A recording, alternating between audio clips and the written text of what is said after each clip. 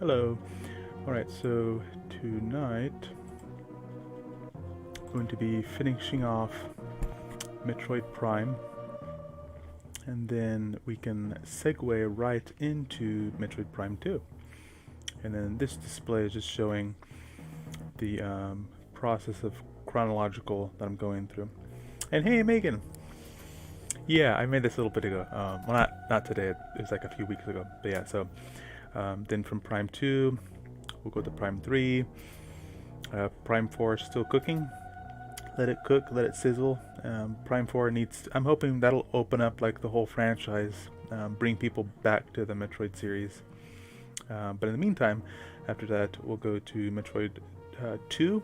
That's the one that was on the Game Boy.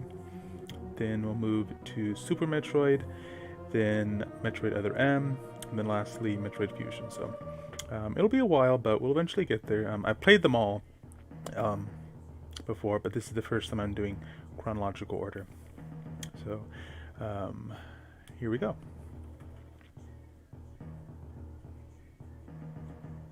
Okay, where are you? There we go, cool. Music. And I am doing good, Megan. Not too bad for a Monday.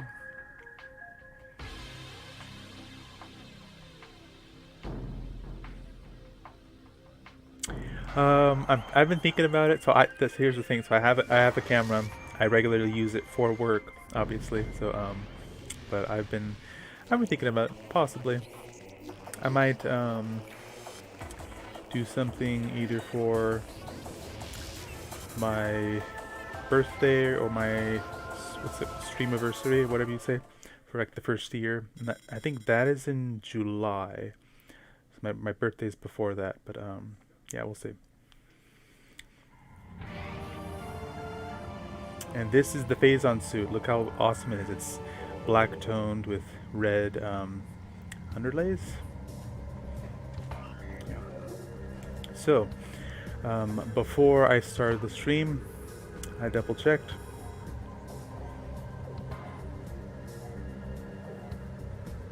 Ah, bad sleep schedule. Okay. I'm sort of in the same deal, but I can work around it and wiggle when I need to. If I really need to. Oh. Well, hopefully it gets sorted out soon.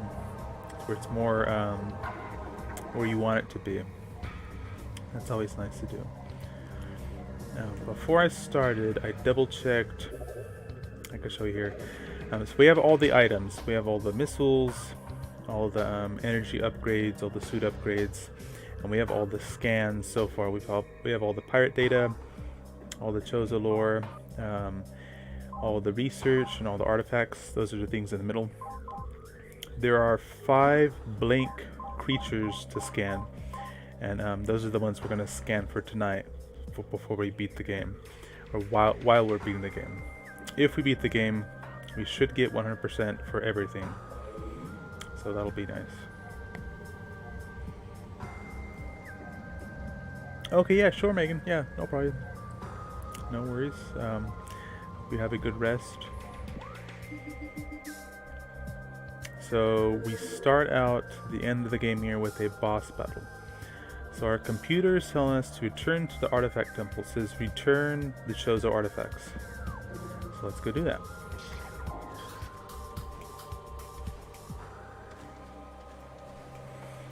And again, just to recap that chronologically, this game is right after the first Metroid game.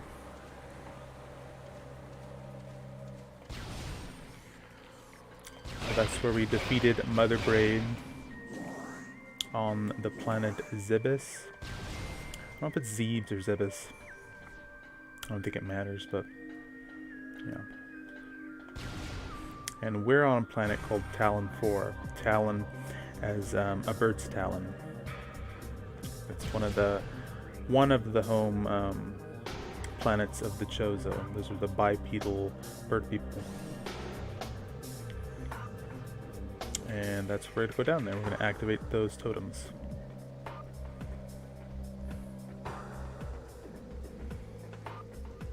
Now for this fight, for a certain time, we want to just stick with the plasma beam. That's the red one there. I'll explain why that is. So basically, it's going to allow us to save missiles. We'll need missiles towards the end of the battle. There's a way to soft lock this enemy and to really cheese it, and it's pretty hilarious too if it goes well.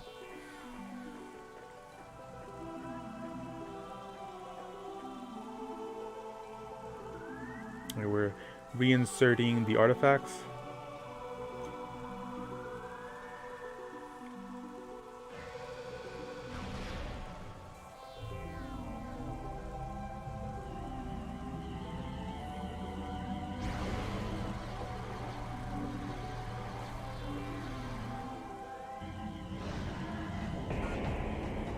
And of course, we have our series cockroach here, Ridley. I think he's just mad that we fought him last. Maybe he wanted us to fight him sooner.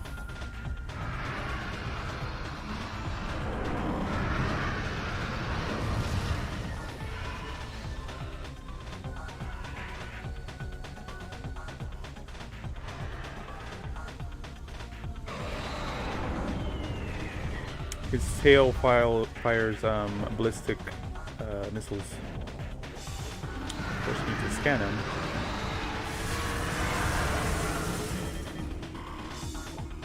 Its official name is Meta Ridley, so he's been genetically modified. He has resilient armor, diffused weapon systems, multi-missile system, kinetic breath, something called a Meson bomb launcher, and then ultra thermal flame strike launcher. So he's cool.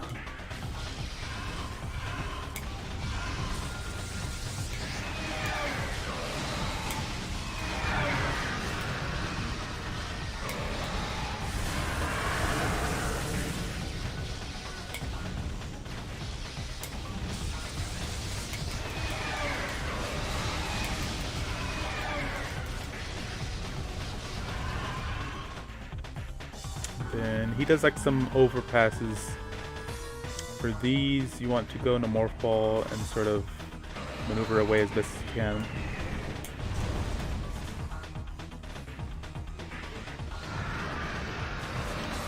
He kind of does look a little bit like that.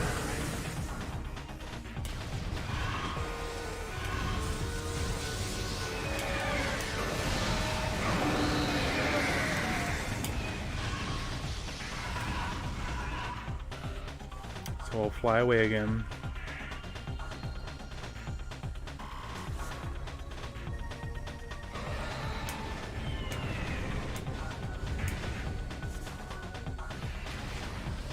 Did it come back again?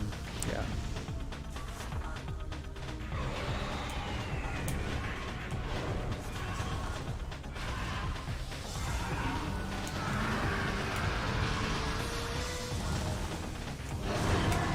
And right here is where he'll start like bum rushing us.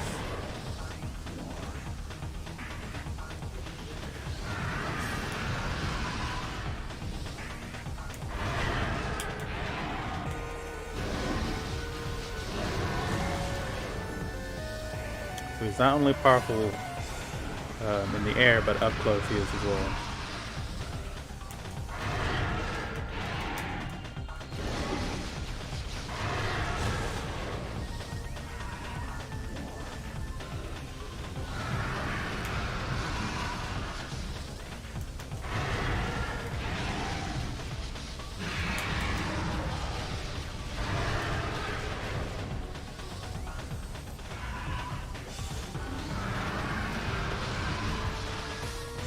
Fly off again. If you see, he's destroying the whole totem structure. He's trying to prevent us from using it. And hey, Pseudo.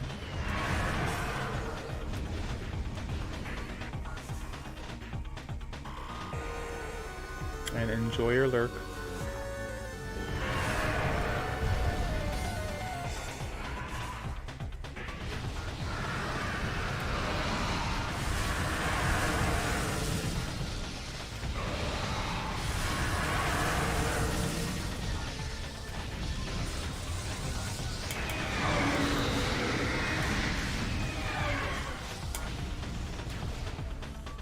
Gonna fly away again. When he gets to like half damage, then he'll come on the ground.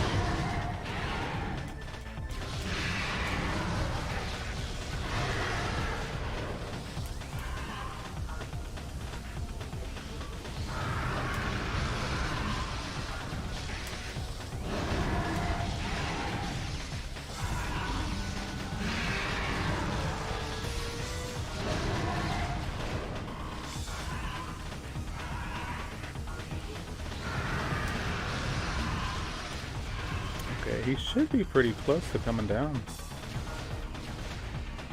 That's kind of weird. I thought it was halfway.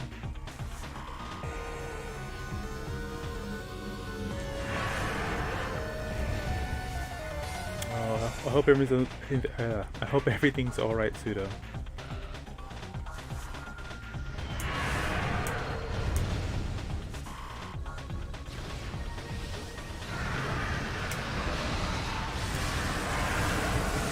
Come on, come down here.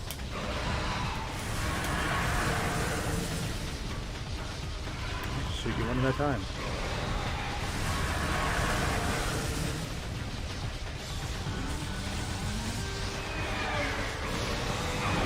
There we go, come on. Yes, okay, now his wings burn off and he has to come down here.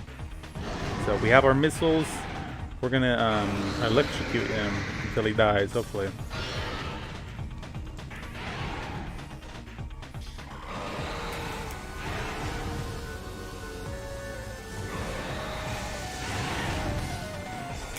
Get out. What the hell are you doing?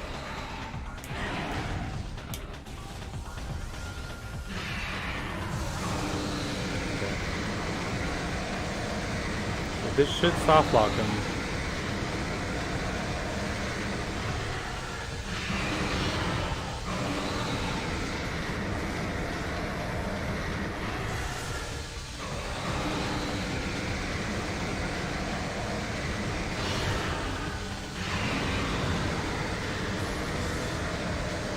Yeah, it seems to be working.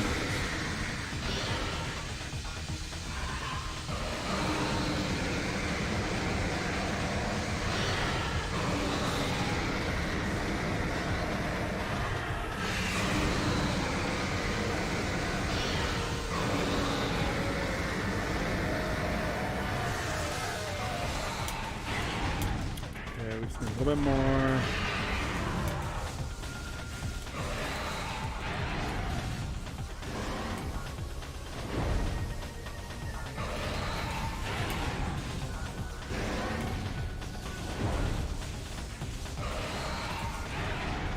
I'm curious what a power bomb does. I don't think what it's doing to me.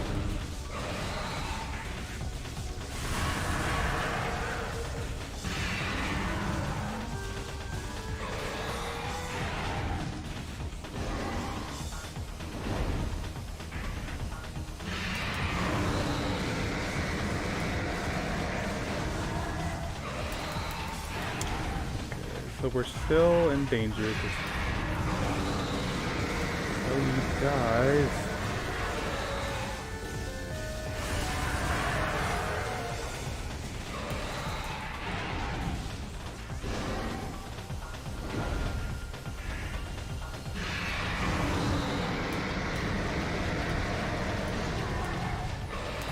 Damn it, what the hell?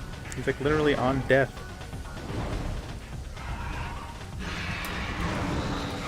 There we go.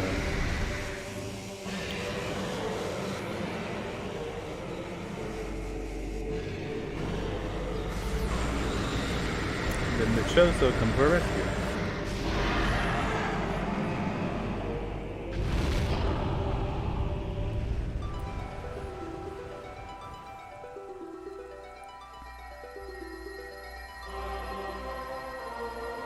Oh wait, I don't. Okay.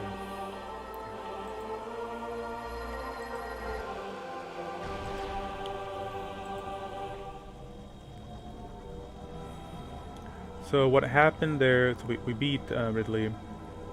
Hold on. Gotcha, Pseudo. I understand. I mean, I'm not saying I completely understand, but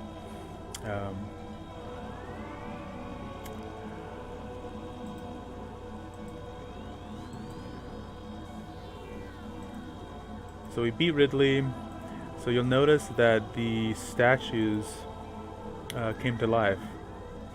And that's because the Chozo, their spirits were in those artifacts. So every time we found one, a Chozo, they were different roles. So it's like Chozo Warrior, Chozo Elder.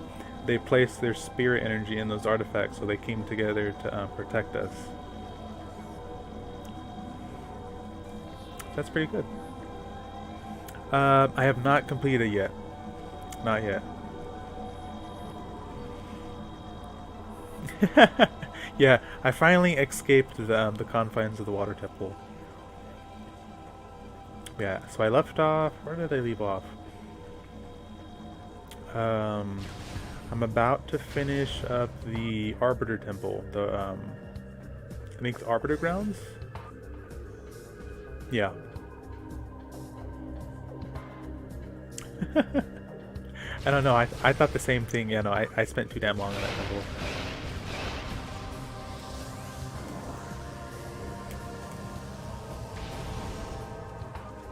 Alright, so before we continue on, I'm gonna save.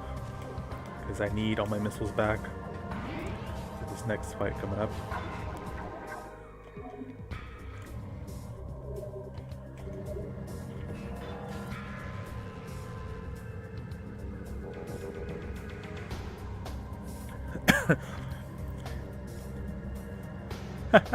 Mom, I just read your comment. He's like, no, I'm fine, I don't want a burger. And then 20 minutes, what do you want on your burger?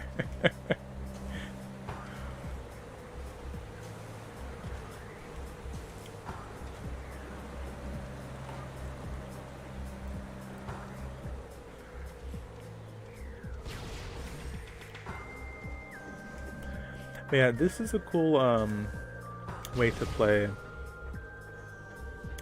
When you can like I can end this game and then go right into the next one. It's like there's no gap in like the story.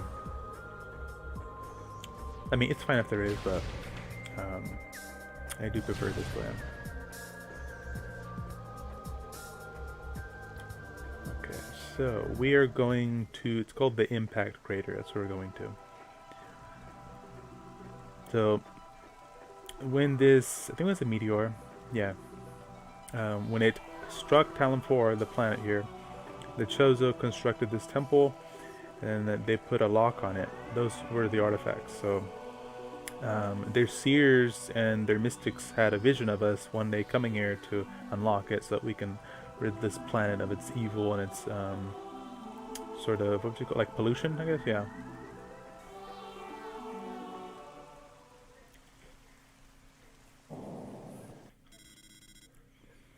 So we're in the Impact Crater. We must go deeper.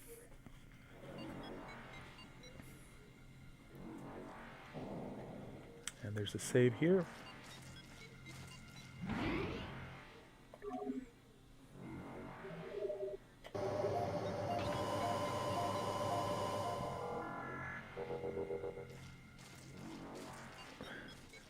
And you notice the atmosphere looks very alien. I mean, this whole game is about aliens, not just aliens, but you know what I mean. But this looks really different than like everything else. I can scan these little guys. Yeah, these are Lumigex? Yeah, Lumigex. So these are Phazon charged reptiles. So they're reptiles of Talon 4 that are charged with Phazon. I think. They hurt us. Another thing that we want to, we don't have to scan. Actually, I don't think we can scan. What the hell's going on? Ah. Oh, little guys, they're attacking you. What the heck? Where'd they go? Oh. We scan this stuff, so this is not regular Phazon. We scan it. It says limited data unknown. It's highly radioactive. Mutagenic properties are 86% greater than Phazon. So this stuff's like super Phazon. I don't think it's called that. It's just it's a more concentrated dose of it.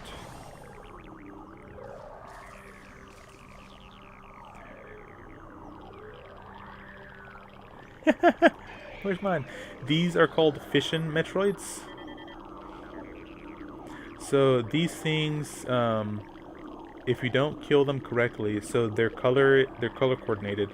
The red ones, you have to kill them with plasma beam. Just the clear ones, the power beam, whitish color ice beam, and then purplish. I just said plasma, wave beam. If you don't, what you can do is you can power bomb them, and that'll kill them instantaneously. Now, if you don't do that, what they do is they multiply. I don't want to show it because they get annoying if there's a whole room full of them. And yes, I've had that before. The whole room is full of these little dummies. Oh, okay. Well. Maybe see that for now.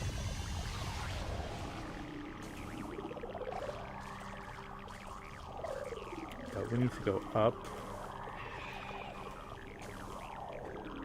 What I'd like to do is try to get at least 2 or more of them near me, but if I can't, then I'll just bomb them like this.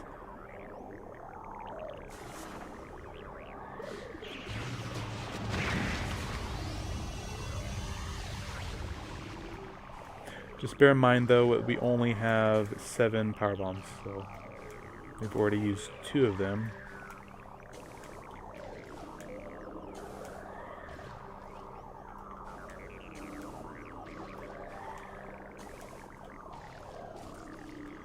Get in this room.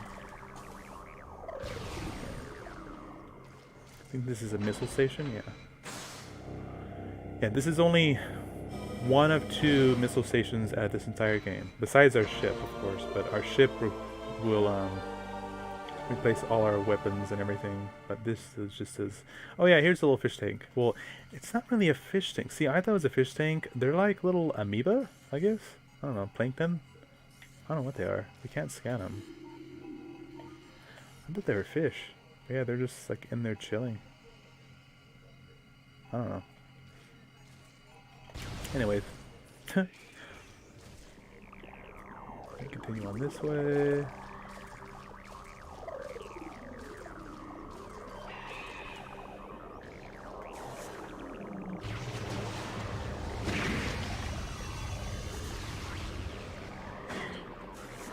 Seriously?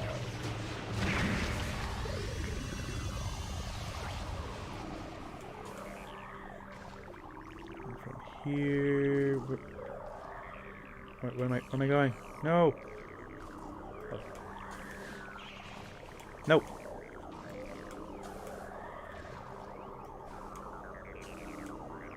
Go away. Open the door! There's a Metroid behind me. Okay. Alright, then of course here we want to spider ball, right? Yeah.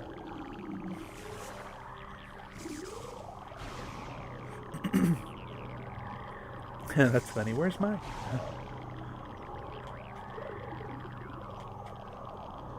And again, you don't want to fall down there because that stuff will kill you. Alright, so... okay, so I did...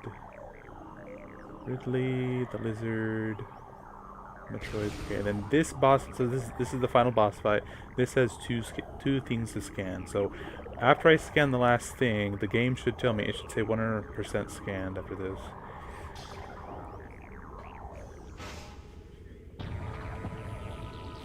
And this is the first instance out of any Metroid game that a boss that you fight, you can feel the intensity of its evil. Everything else, it's mainly been like just a creature or a monster like doing its thing. But this thing legitimately like gives off the presence of something like it's bad. It's like it doesn't have a good intent.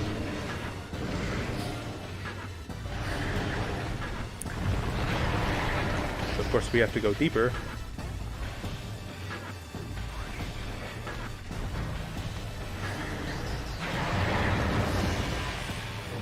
It. And this is the Metroid Prime. So this is it was an ordinary Metroid for whatever reason. When it was introduced to Phazon, it started evolving. It's grown in size. It has like a power suit on basically. Like a giant crab mega power suit. And it has all these weapons that it can use at its disposal. And it looks quite creepy. So that's not its true form. We'll say its true form.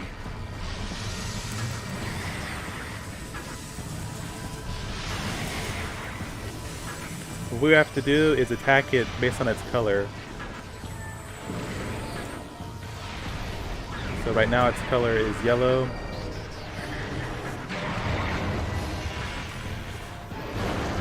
Now it's going to go purple.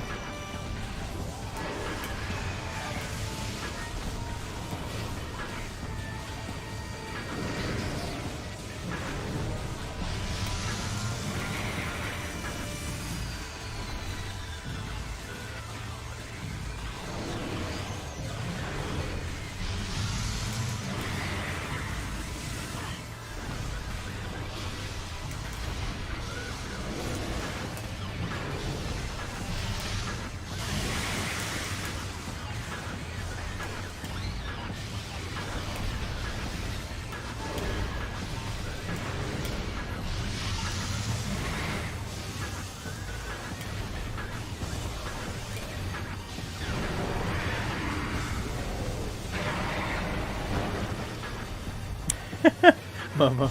I think anyone would, realistically, if this thing was real.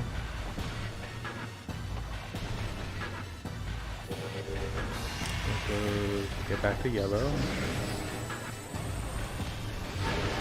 Oh, damn. Okay, these things, you want to destroy them as quick as you can.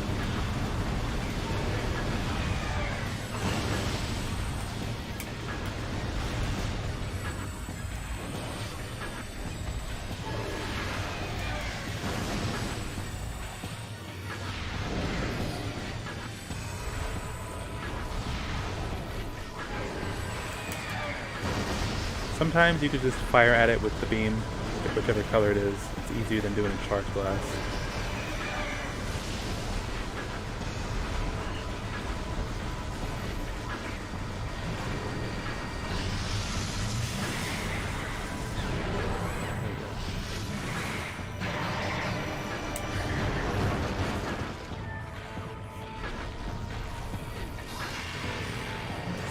For the ice one, it's going to attempt to freeze you with its beam, and you want to go kind of close to it. The ice beam is not the quickest beam to use, so kind of have to go close to it just to get damage.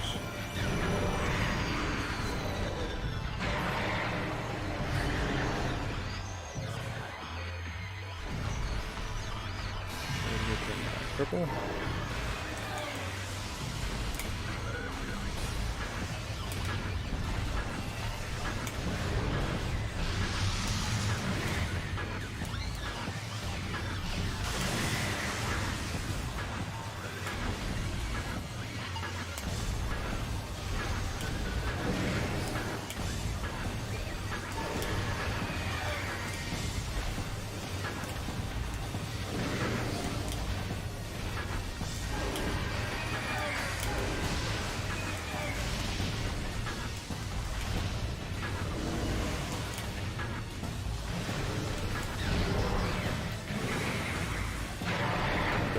Level.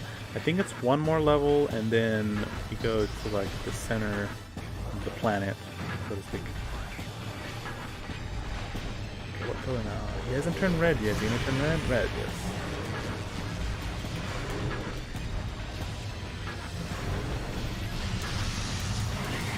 Ooh, that's a big beam. Ooh, okay. Fire blasting.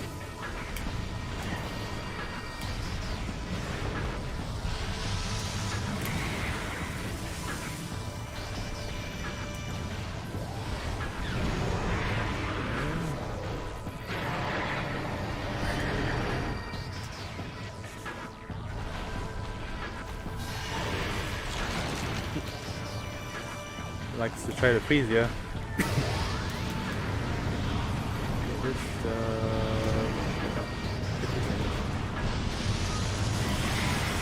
Get off.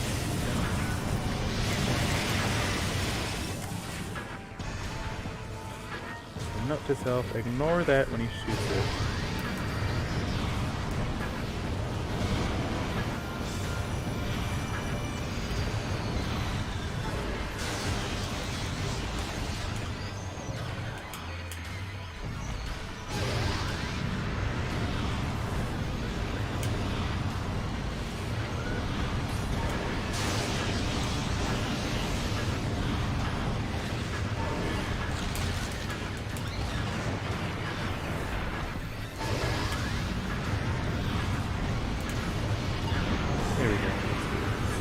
I think I'm still gonna get hit by a throw. Am I? Oh, I don't know.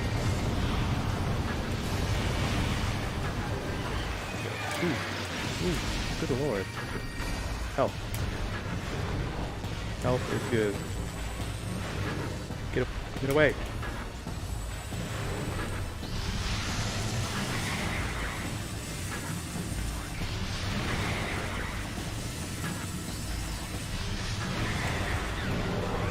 Aha.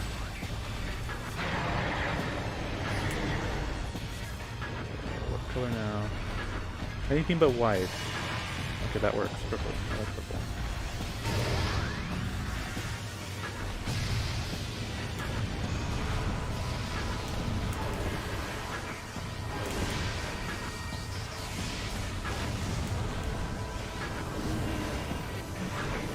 I'm gonna try those.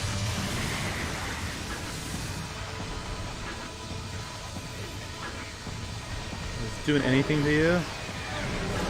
Okay, I'm like, what the hell's going on here? I think if this isn't the last one, I think there's one more. Yeah, one more. Okay, so this should be the last level.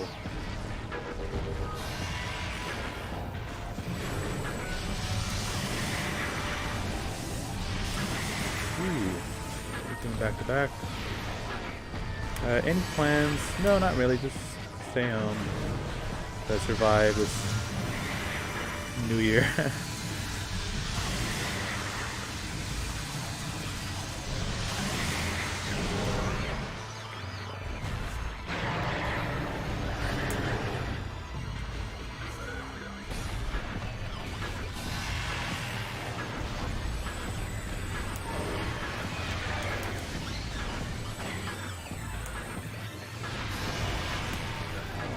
Sometimes it'll change fast. Sometimes it'll change very fast.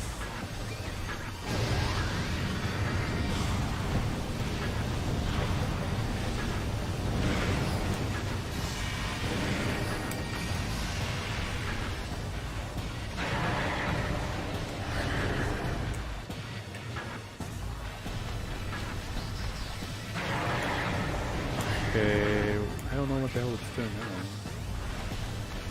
Rushing me?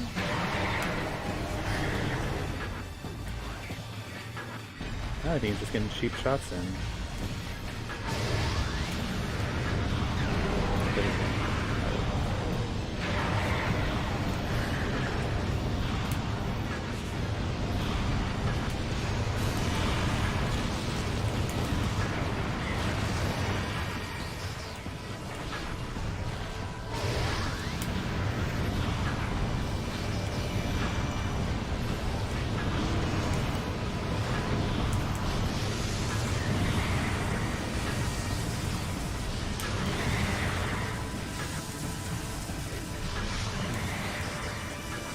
Come here.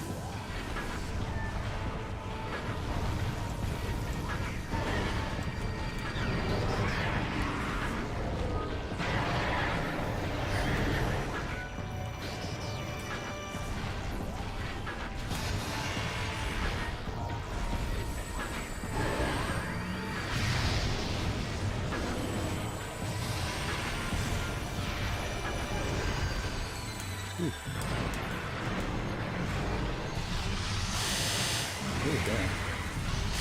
What? That sounds weird. I don't know why it sounds like that for.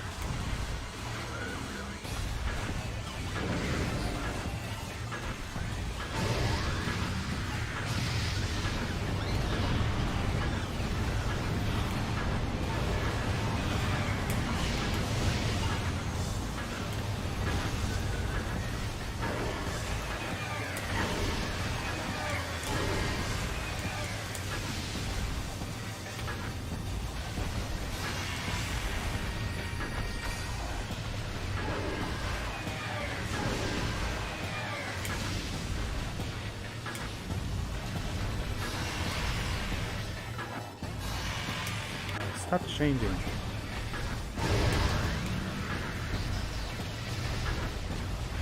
I can kill it, or I. Oh, of course you have to do this stupid thing.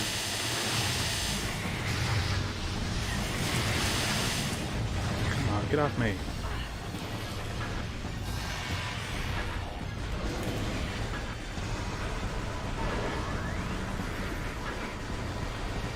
Die. Oh, you're cheap. You are cheap. You're being very cheap right now. Okay, this thing.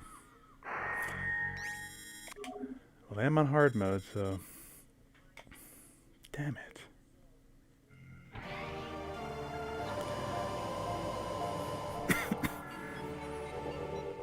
See, part of me wants to do power bombs, but I need to save them for later.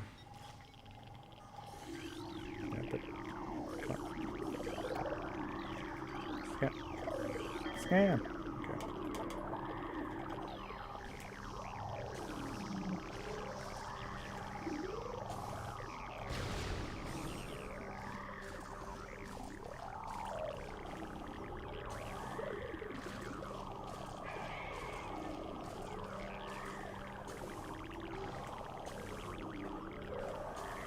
I think I can't do the wave buster because it doesn't do that much damage and it takes too many missiles.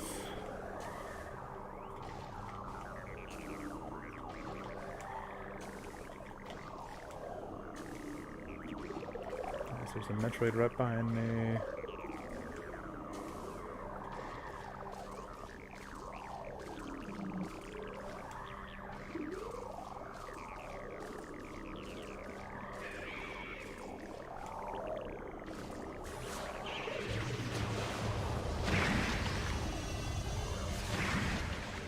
Okay, perfect. We got 2 of them. That's nice. That's always good. Oh yeah, and it's actually platforming in here.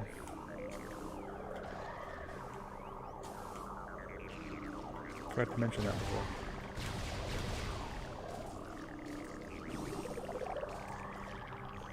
Oh wait, I didn't scan them. Hold on. I scan them for them.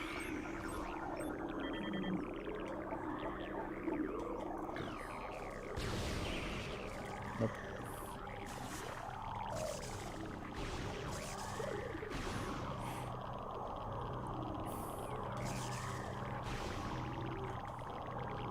Okay, drop down.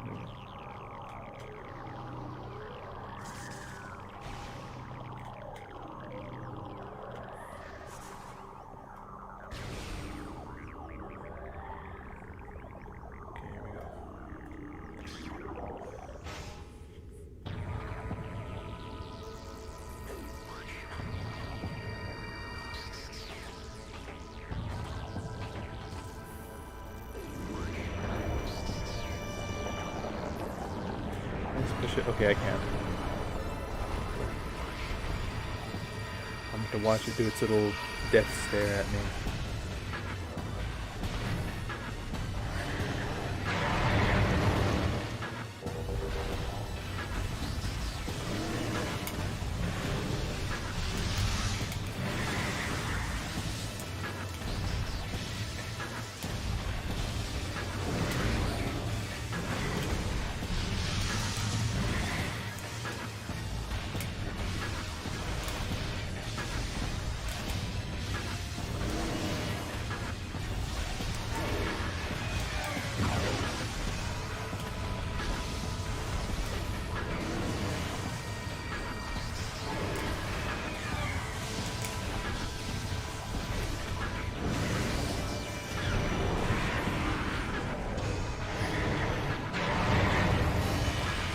Forgot to scan it too.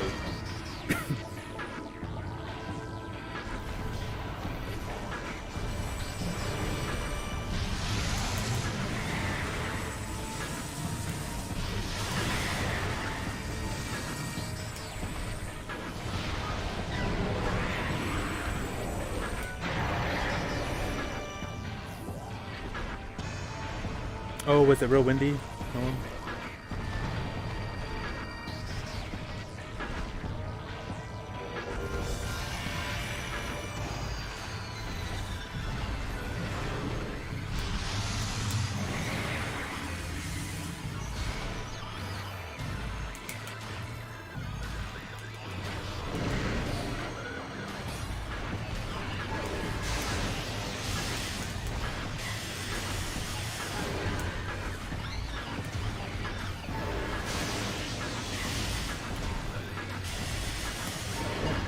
Dude, what the heck?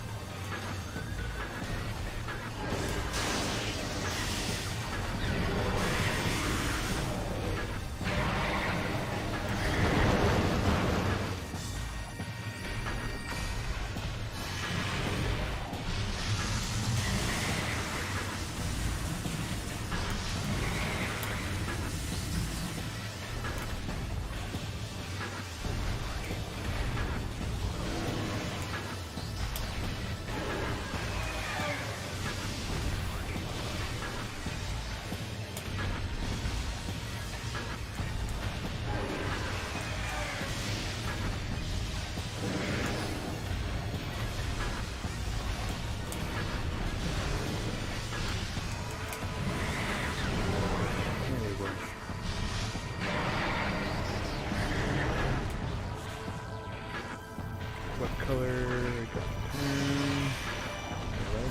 I like yellow. The easy colors are yellow and purple.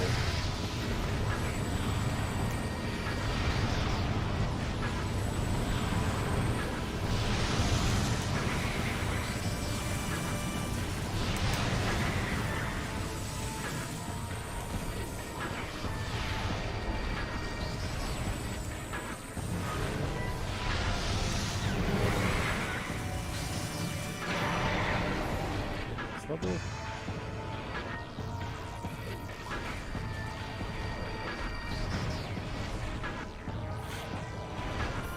Ah, gotcha. No, no.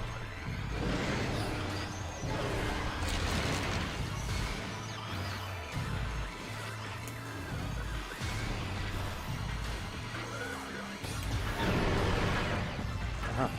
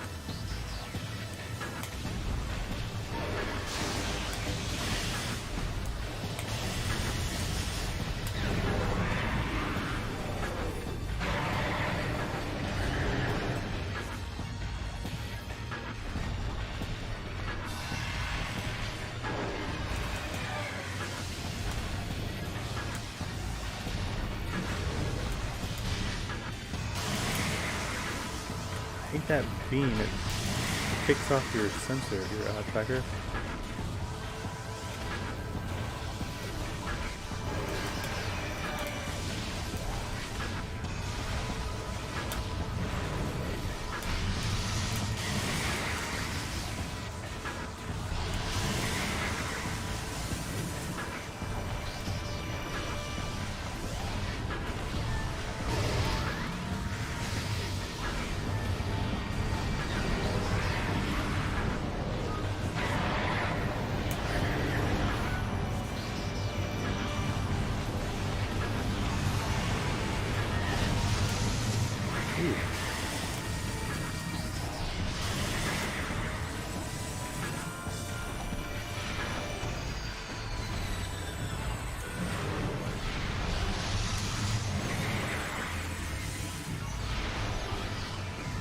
How did that miss you?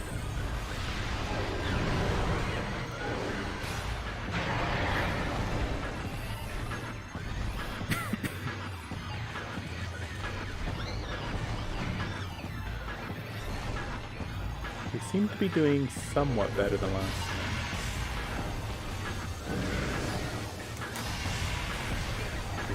Oh my god, it does that. It changes the last minute.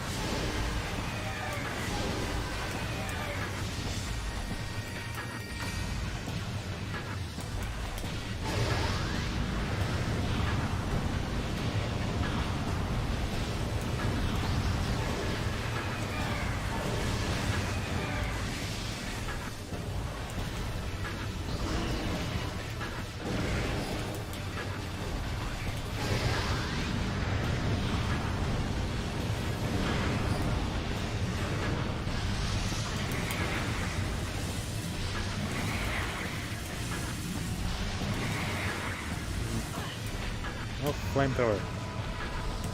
Looks like a heat beam. There we go. Skitter over there.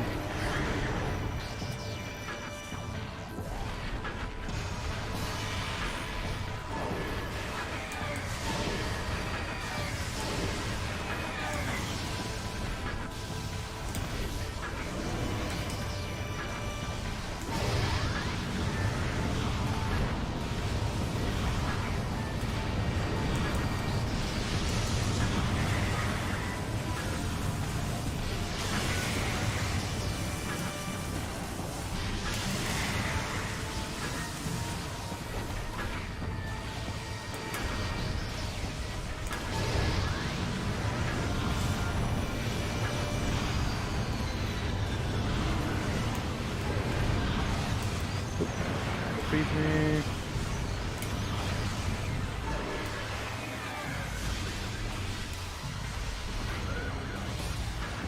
I healed myself, haha.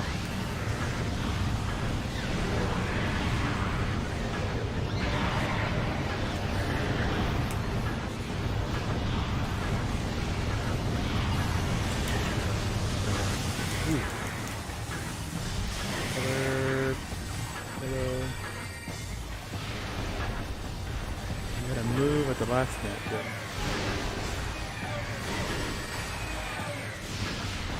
I'll go right up in your face. Yeah.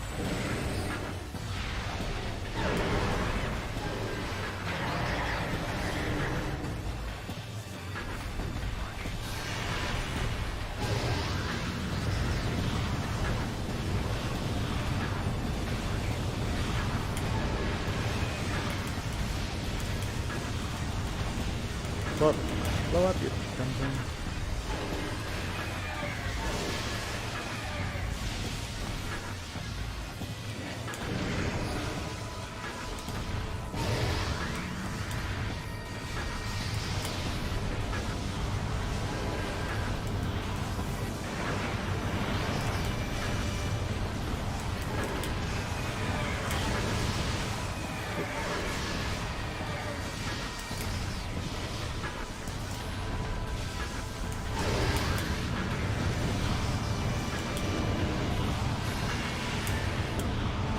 Perfect.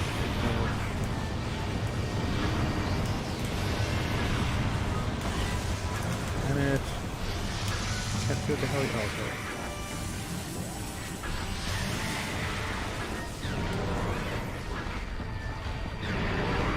Okay, this is the last, or the main little battle here. Yeah. Do I have any health in here? Can I collect anything? Anything in there? Nothing. Okay, so we have about half our health. Let's see what happens. How many? Okay, cool. We have all our power bombs. That's good. Power bombs are good.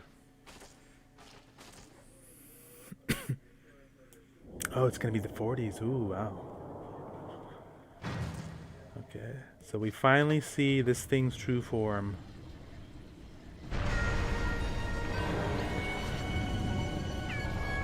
Let me just look at this thing. Then it even gets us the death glare. How is this thing not evil? I don't care if it's an alien. So this is Metroid Prime, so it's the core essence. It's basically like its soul in a sense. So it's only damaged by phase-on, so we have to... And we got everything, so that's 100% logbooks and everything downloaded. So I'm going to screenshot that. Nice.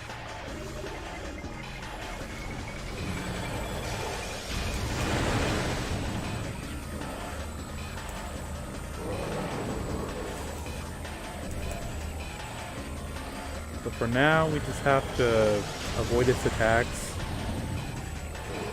until we can damage it. And what it's going to do, it's going to leave little puddles of phase-on. We have to find it, switch to another visor, and then attack it that way.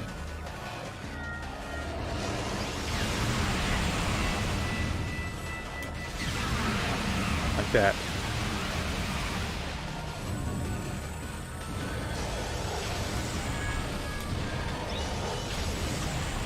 Basically, so avoiding its attacks, gathering the phase-on, attacking it.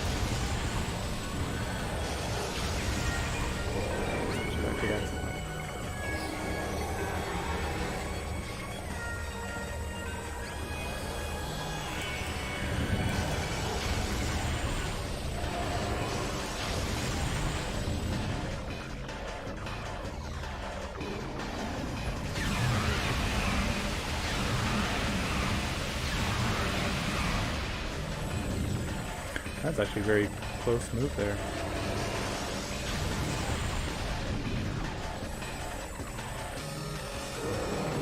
So what I will start doing in a minute, it's going to start, what's the word to use? Like, bringing to life Metroids. And they're more of an annoyance, really.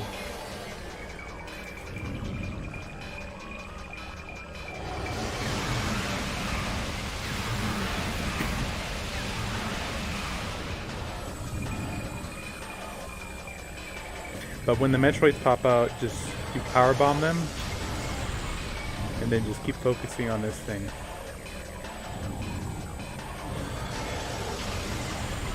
Every time it does that shockwave, you want to jump over it, and then it goes to a different visor. So you have to go to the X-ray visor or the thermal visor to see it. It goes invisible.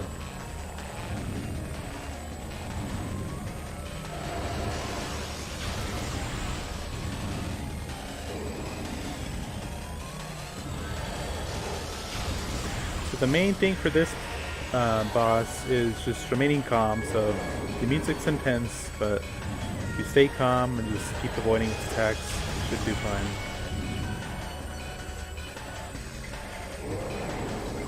Because it doesn't have like a powerful like attack. It's just its attacks are powerful. That's basically it. Like it doesn't have like any like hyper beam attack or anything like that.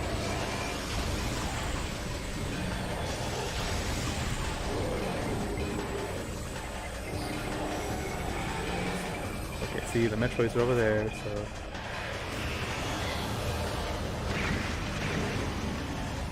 okay, if I can get this.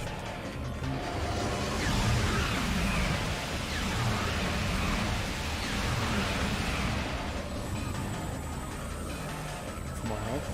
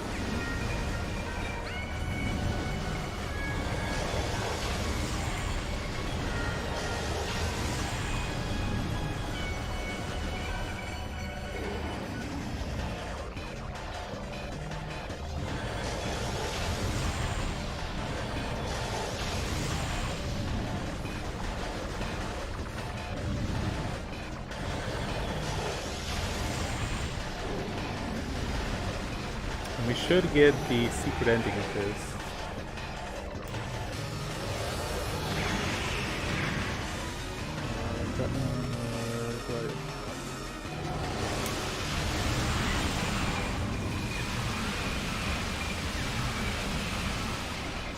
Yeah, so because I got everything, I should get the secret ending, the post-credit scene.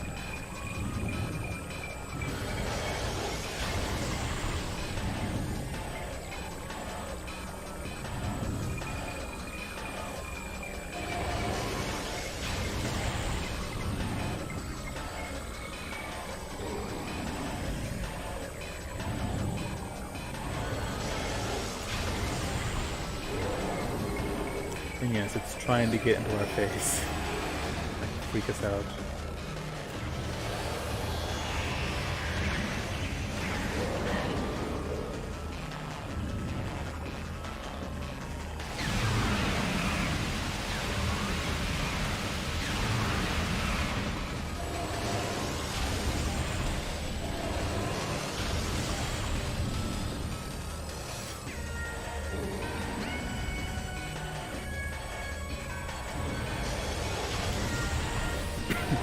And you notice that I'm constantly like charging my beam.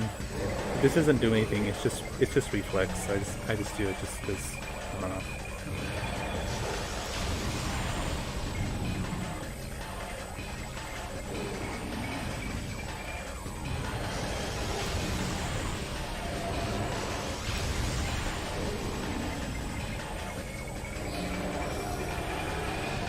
These are Hunter Metroids.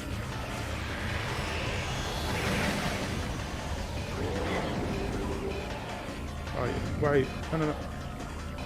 Oh my God.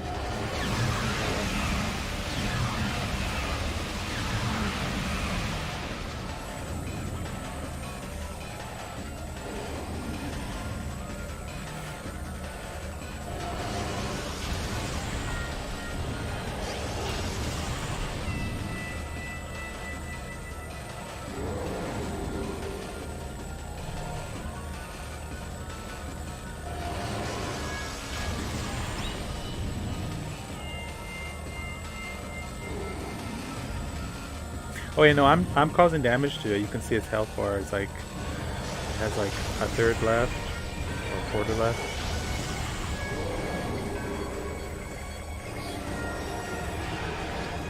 Metroids. Where is it at?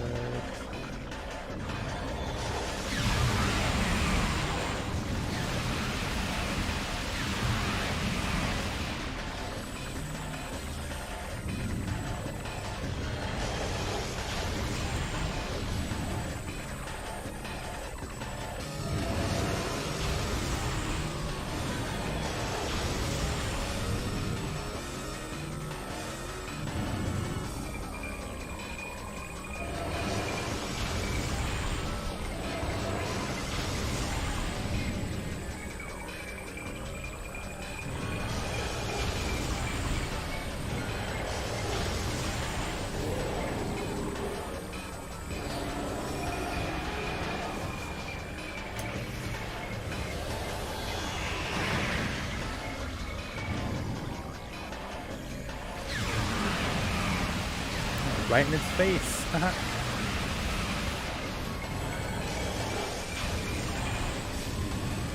So it's interesting that this thing sort of got like a power boost from Phazon, yet Phazon's the only thing that can damage it.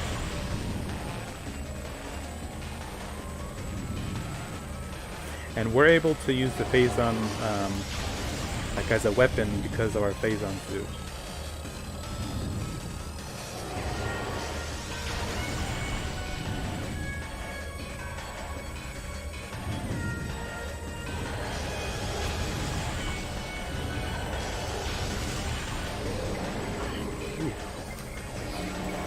Back is in the corner of the room.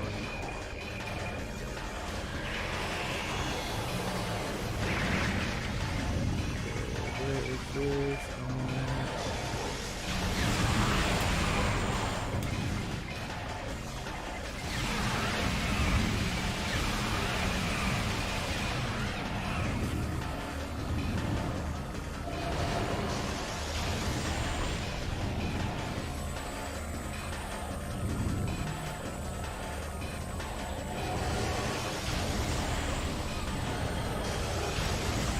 So good news and bad news.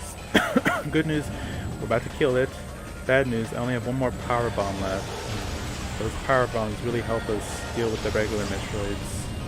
So if I can't get it after this, I may have a little trouble.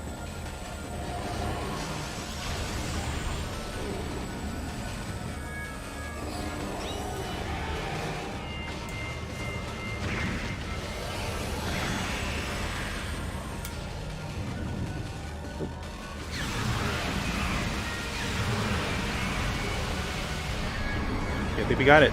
We did. Yes.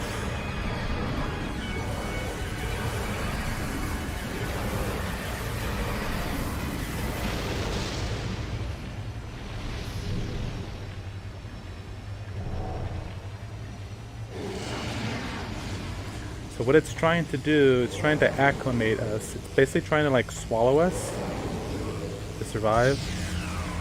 But what we do is we let it take the Phazon suit, and then we eat out of there. And then it explodes, so the crater collapse is imminent.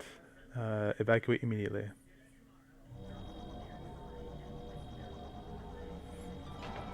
And thank you for the GGs.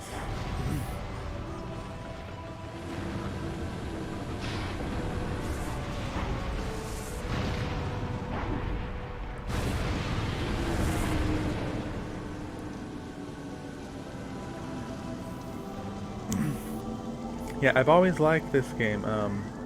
So the Chozo, as far as we know, they're all dead, but when they were alive, they had ability of prophecy and sight and foresight. So they saw this happening while they were still alive, that they knew once they passed that we would come back to their home and defeat this evil.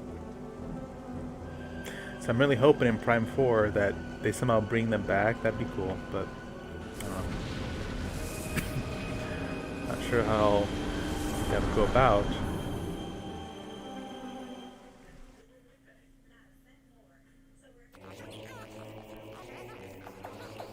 That's Metroid Prime 1. So I'll let the credits roll, and then let me go. I'm doing some laundry, and I'll be right back, and then I'll switch to Prime 2. Oh, there's that after credit scene also. So.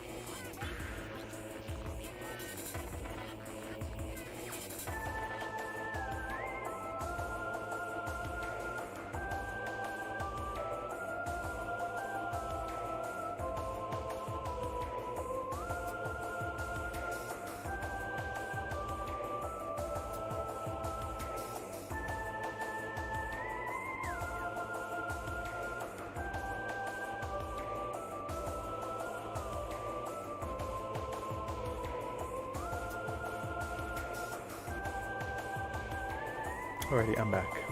And then Momo asked, what's next? So after this will be Metroid Prime 2. So again, we're continuing that chronology of the games.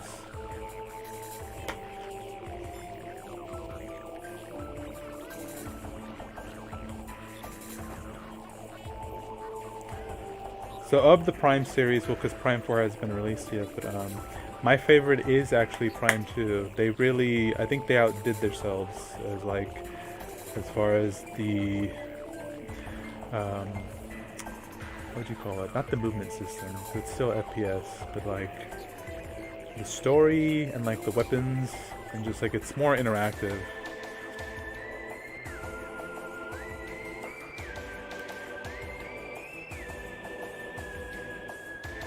And actually, Prime 3 is similar in that, but I don't know, something about Prime 2, I like it.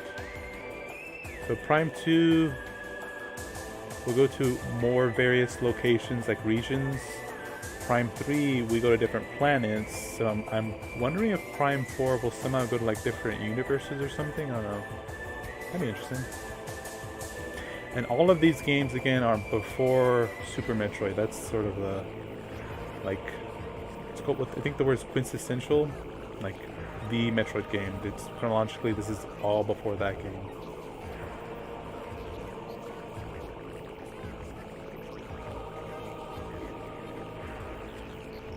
And here comes the post-credit scene. So this is wonderful. So we can see this, and we're gonna go right into Prime 2. So this will provide us ample continuation of the story. So that's us. We're leaving the planet Talon 4. We're going to our next bounty. And we got 100% of everything. So it should tell us here. Yes.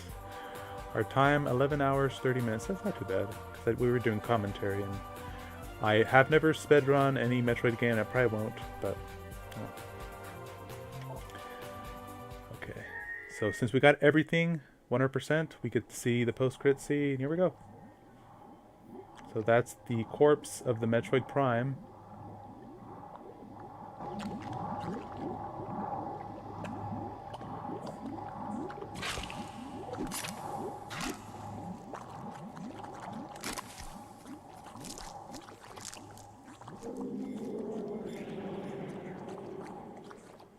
So something hatched out of that goo. That's not good.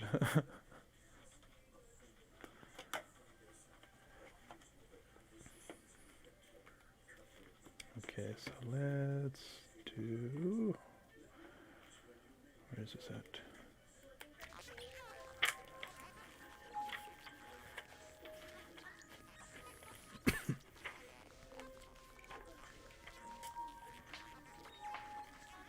Alright, so give me a minute, let me load out... or load in Prime 2.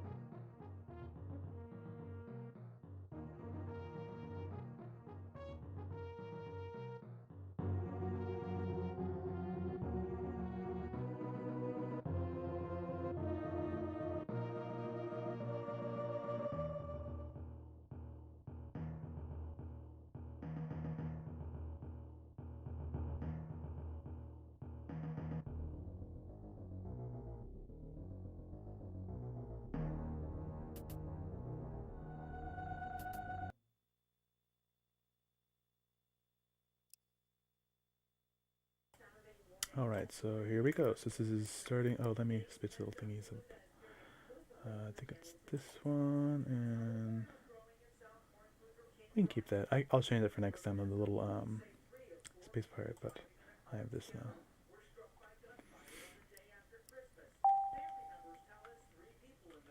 This is Metroid Prime 2, and I love the introduction. It's really, it's something.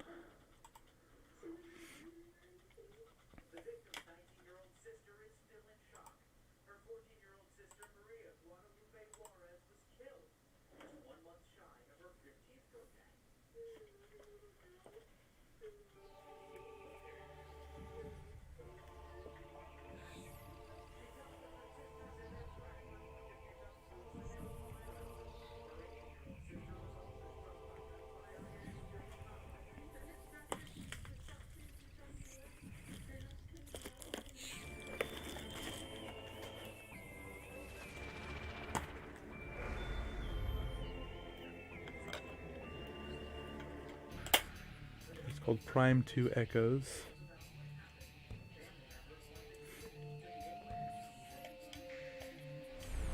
Even the little like game selection thing is different. So at a time, it's no longer available, but there was a multiplayer mode. That was shut off when the support for the Wii was shut off. But yeah, you could play over line, or you could play online with your friends in a multiplayer, and it was sort of like a Metroid version of 007 GoldenEye, sort of like that. Okay, we got that game, that one, and hard mode. So so this is my second time streaming this game.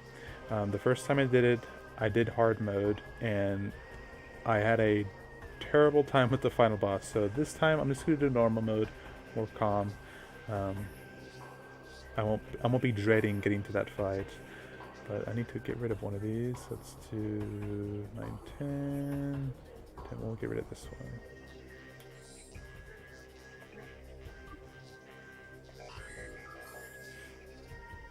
So new, normal. Yeah, normal.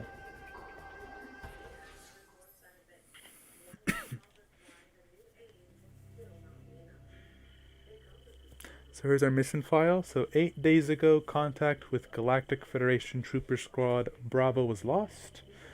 Our contract agreement is as follows. We are to locate the troopers and help them out.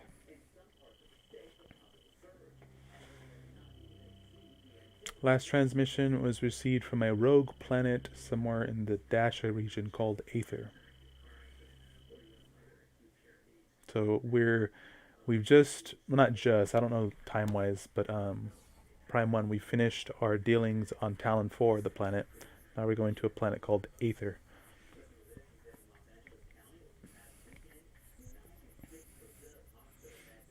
So right now our ship's inputting a flight plan to enter the planet's atmosphere. We can see right off there's something screwy with this planet. Just look at it. Look at the way it is. Like something's not right. We can tell that off the bat.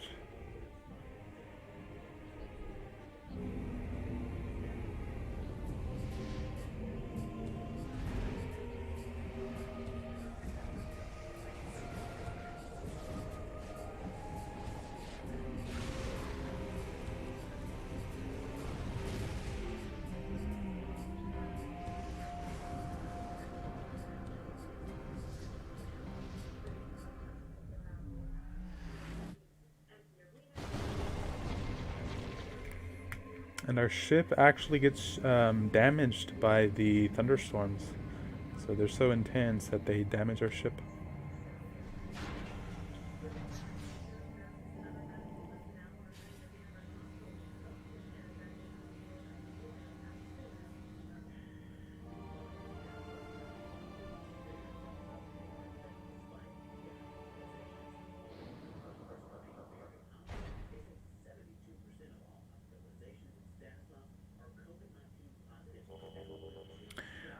So I think, should I leave that on? Yeah, I'll leave that on. That's fine. So we can. There's a lot to scan. So we can scan our ship.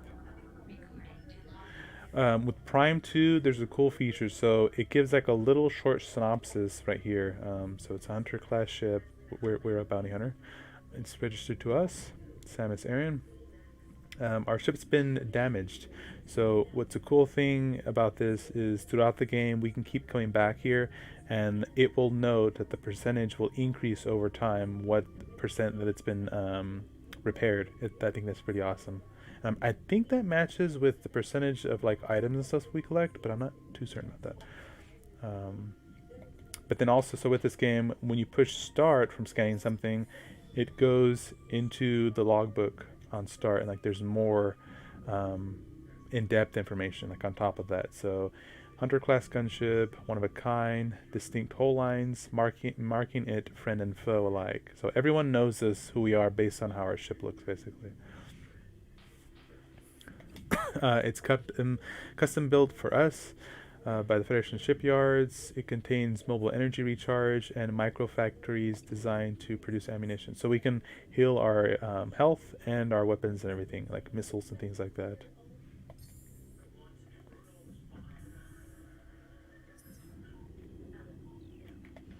And also another thing, the logbook it's like a Bloom's taxonomy type deal. So when you open it up, you go into logbook, go into research.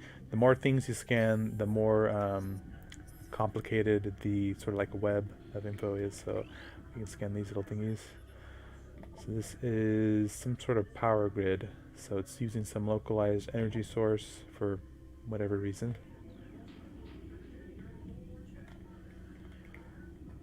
This thing, some sort of statue, needs some sort of power to operate. We can't interact with it just yet. And see, the game's telling us what to do. So you're gonna scan with L, just like in Prime 1.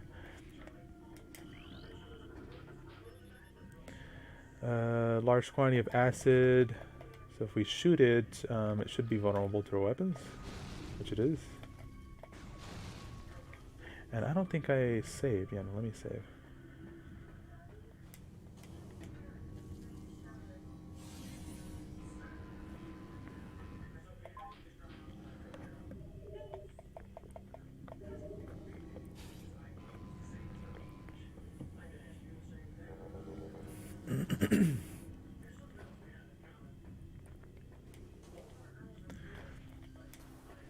I think there is. Oh yeah, so the stuff we have right now, a regular bomb, we have a charged beam, we have missiles,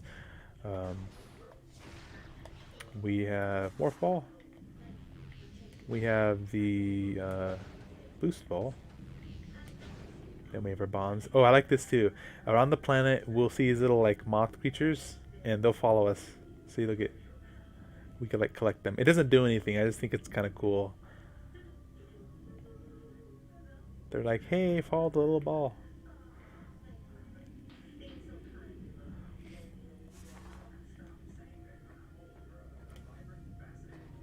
Oh yeah, and then bombs.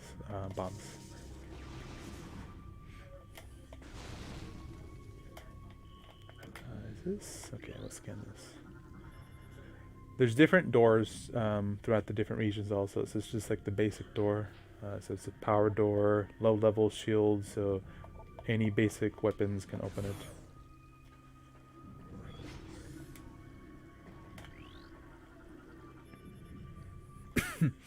This little thing is some sort of plant form.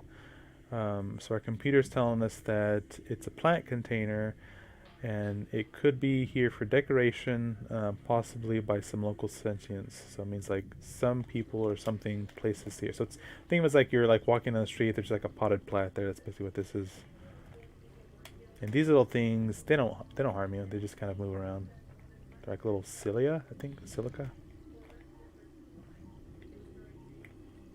We could attempt to scan this, but we won't be able to. So some sort of alien text is there that we can't interact with yet.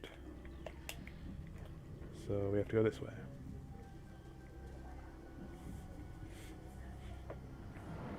Yeah, they outdid themselves with like detail in this game, Emma. And anyone else who's watching and lurking, I appreciate it. Yeah, yeah, you can. One day I would love to do like a series of videos on like each of the games. I mean, because there's tons that you could do, like the different architecture, the interactions between like different life forms and things like that. And you'll see that in the lore scans also. This is just a basic Federation crate. We can destroy it to get items that we need. And here's some, I think it's a heavy duty one. Yeah, heavy duty. Can we get another missile? Another missile. Missile. A missile. Maybe if let's do this. There we go, that's what I wanted. I wanted to scan that. Scan the missile. Missile ammo, okay. So this mechanism is some sort of ventilation system. It's been converted to dispense pesticides. So for whatever reason, someone saw that there was a pest problem and they dispensed the pesticide to get rid of them. This creature is called Splinters. Not to be confused with the giant rat from Teenage Mutant Ninja Turtles. So they have toxic elements.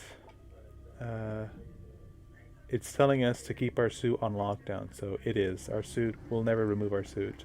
At least in this game. Lock armor disengaged. So scan this. This is a research scan for the basic Mark 6 gate. So it's just a way for someone to keep this area like inaccessible, but we can access it now.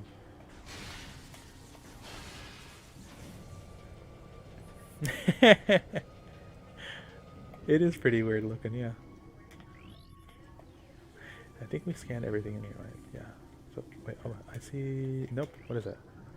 Something in the wall. What is this? Composed of nutrient-grade biomatter. Possible source of nourishment for local forms. Okay, yeah, so it's like little cocoons are in the wall. Or big cocoons, actually. There's some more of these dead creatures. Creature was hit by an unusual amount of weapons fire, more than necessary to kill it. Marines are not prone to such overkill. So, this is giving a suggestion that something or someone really like went to town to kill these things, even though they're already dead. Where's the thing? There it is.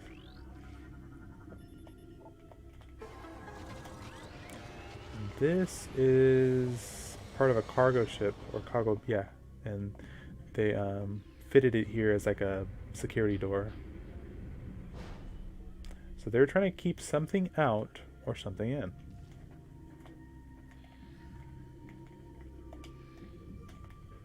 That's a Federation trooper. And some mechanisms there.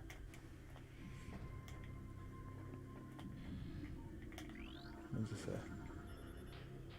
Ventilation system complete. Dispensing of pesticide has commenced. Pesticides proving effective, though the hostile numbers are still at critical level. Security gate report, all gates intact. Several gates have taken damage. Repeated assaults may lead to gate failure. That's not good. Communication system is offline. That's not good. Analysis indicates wiring damage in 3 crucial areas. Local hostiles are likely source of damage. Unable to repair.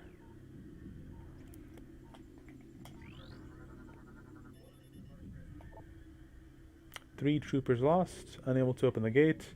And yeah, this is set. Like some of these scans we'll read. What we'll do throughout the game, we'll scan sort of. It's not the obituary. It's sort of like the last like communication from the troopers that we find. I want to say there's like 20 of them. But yeah, like we'll see like their little last interaction with each other, or sometimes they're by themselves, but some of them are quite sad. So this one, for instance, these 3 troopers died because they were trying to get out of a gas trap, but the gate damaged because there's a power issue. They were trying to revert power from like one location to another, and they got trapped there, and they basically were gassed to death. The lock malfunction is to blame. This is a map station, I believe. Yes.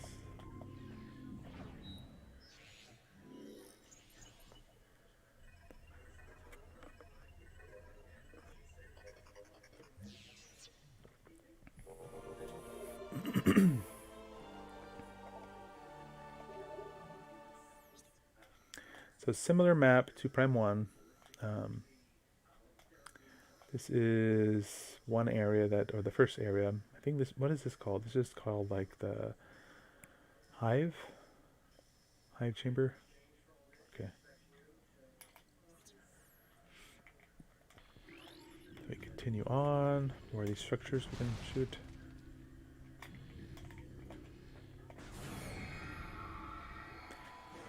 Our first alien form. So these are called worker splinters.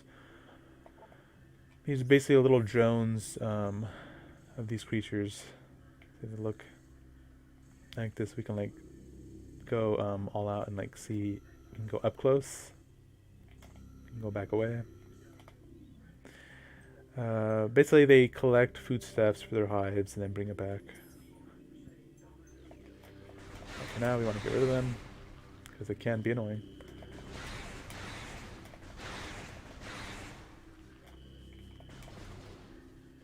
What are you doing?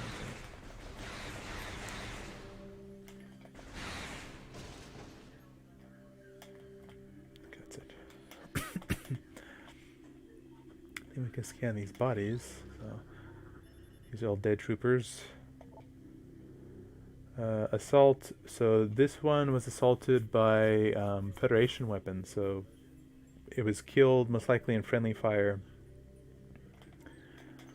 So that's sad, that guy.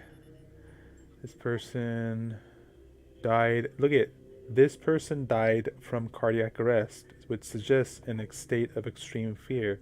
So this person died like scared. Like that's how crazy this at least this part of the planet is. There's something weird here. This one. Digestive fluid. So something was eating this person. Or in the process of eating it. Eating him or her. Let's see. Blunt force trauma. There were at least 30 attackers involved in taking that person down. So 30 things were attacking it. 3-0.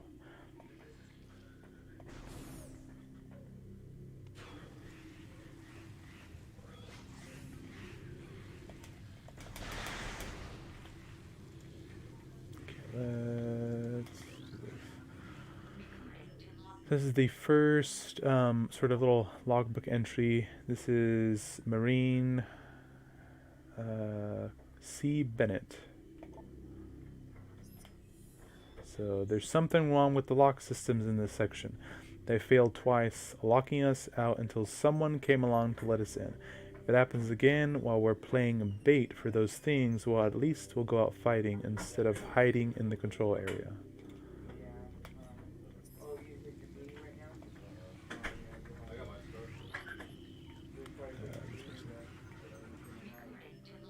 This is CPC Reeves. I think it's Reeves, maybe Revs. I don't like this plan. This hive is a small portion of a larger network. There may be dozens of hive systems like this across the planet, and they may all be linked. Destroying this one may buy us time, but it may also provoke the other hives into attacking. So yeah, they were basically trying to get rid of those bugs. And I don't think they succeeded, seeing as we're seeing all these dead bodies.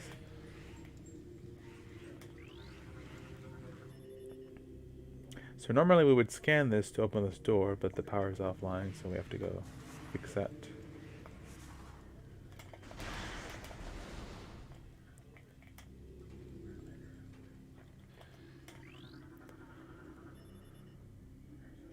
Zero life signs. The trooper's armor computer was heavily damaged, unable to get any. So this person, there's so much damage to their suit that we don't know what happened to them. They're just dead. Normally we're able to like log in there and see what happened. Oh, okay. Nope, no worries, Momo. Thank you for coming back. And welcome back. Attempts to block enemy have been in vain. Enemy units have bypassed our gates and shields by burrowing through the earth nearby. Yeah, so the gates were put in there to stop those bugs from coming in. But that didn't work. The bugs just burrow through the ground and the walls and stuff like that. So there's a big creature here. It's dead. Unknown bioform. Target was recently terminated. 242 wounds from trooper energy weapons detected. So yes, so this thing took over 240, beam attacks to take it down.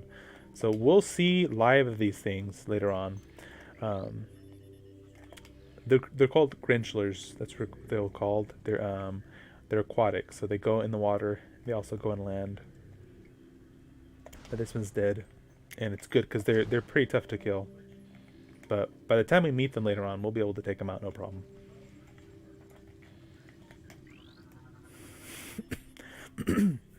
Hey, Anna, welcome. Security breach in multiple areas. All units to full alert. Command and control center have been compromised. Repel all hostiles. Yeah, so they're basically getting attacked. Looks like this from like the last time. So it looks right now that they got wiped out. That's what it looks like.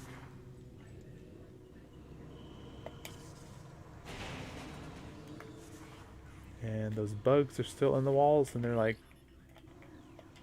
what's the word? Like pinning them up? Yeah. Can I get them down? Let me see. Maybe we can't get them down. Damn it. I thought we could. Nope. Okay. What else is this scan? What's this stuff? Dead bugs. Targets were terminated by a variety of trooper weapons. There's some sort of biochemical residue. So something else is going here. So this is the engineering report. Engineer Senge, I believe. I've installed one of the ship's reserve power cells here. It's holding so far, but too much activity could knock it offline. I hope we don't come to that. So yeah, they had power issues. There wasn't enough power to go around to have them access all their supplies and resources.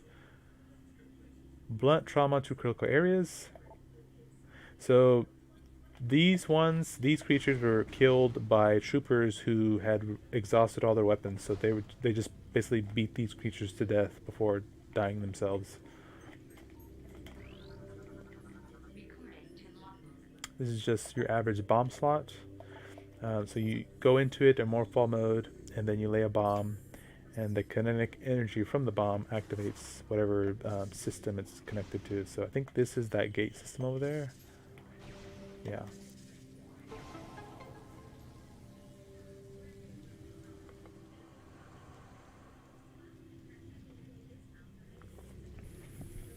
So now we can go back. And the power was turned off or removed. Alright, here we start seeing a new enemy.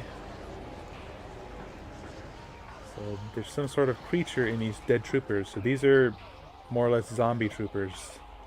So they're called dark troopers.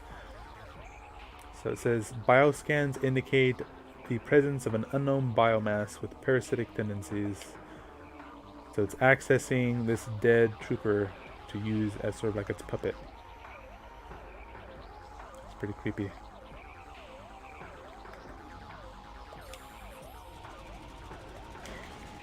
Normally we don't do friendly fire, but these things are long since dead, or these guys, sorry.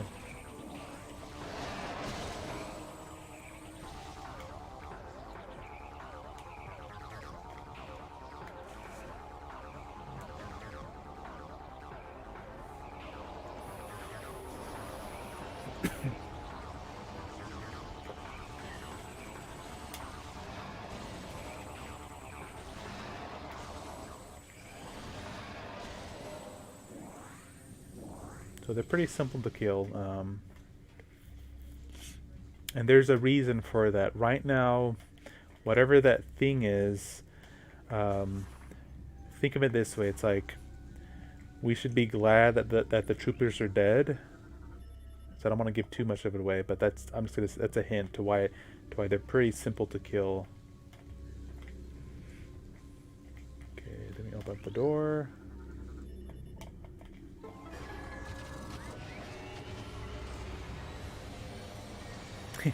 Eyes emojis.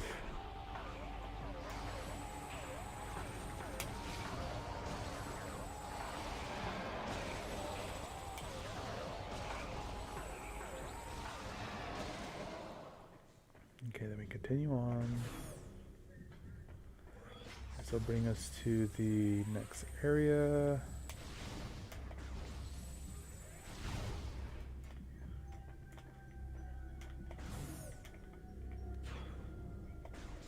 Oh yeah, cutscene. Remember the end of Prime 1, what we saw? There was a hand being extended out of that goo. And now we see this thing.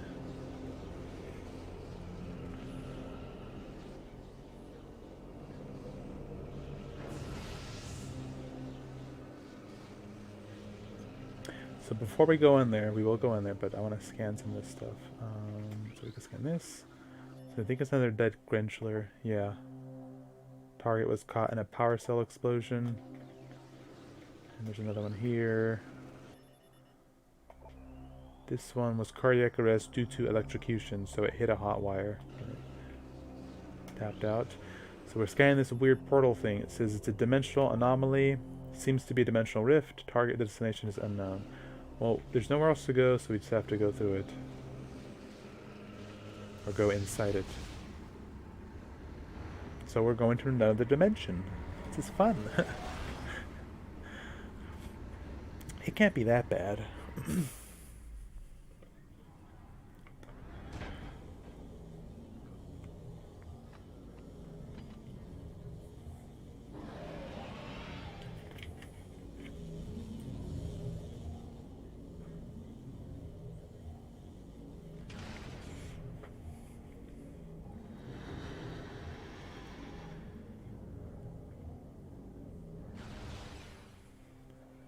So it shot that crystal mechanism, which does something.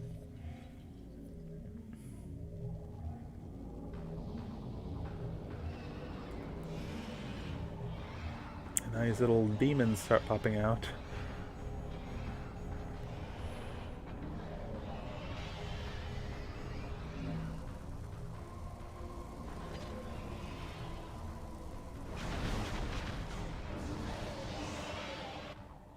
And we're able to get back, though.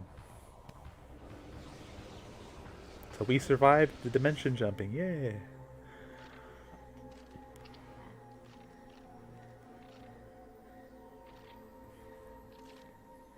So we survived, but not kinda sorta.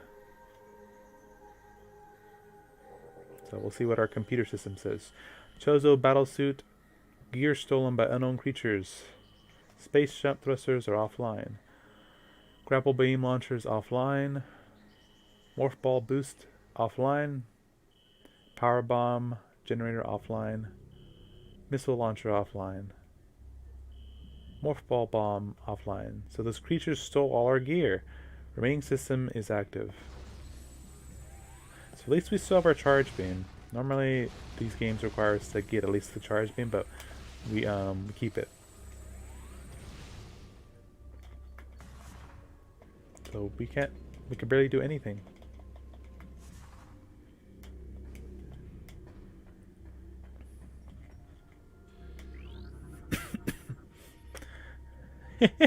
GG for the creatures. No, I know what you mean.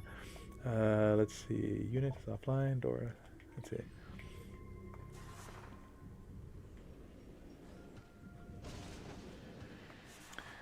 Some more dark troopers.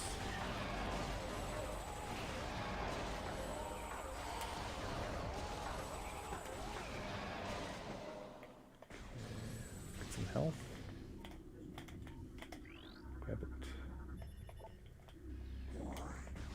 Should be a save binder. Oh, can I? Okay, no.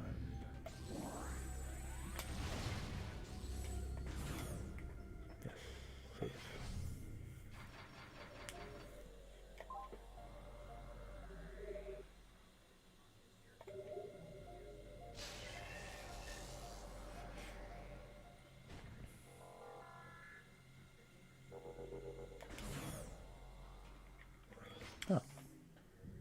don't think there's much to scan in here.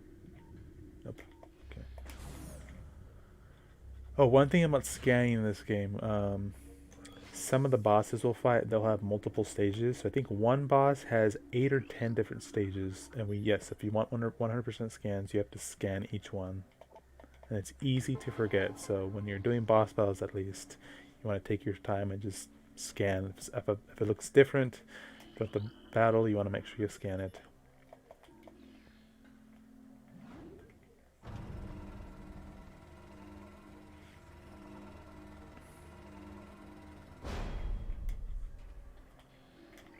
This is that door we were not able to get through. Again, we still can't access it.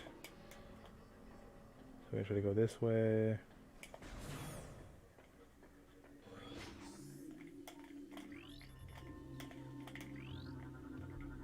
Little blue thingies. Another gate. So if we activate this, we can shoot the lock systems.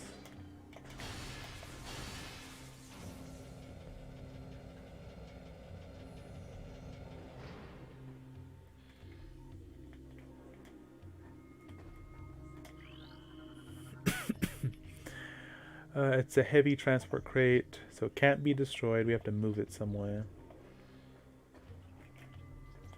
So we use this crane system. Or winch. Not winch. Winch. W-I.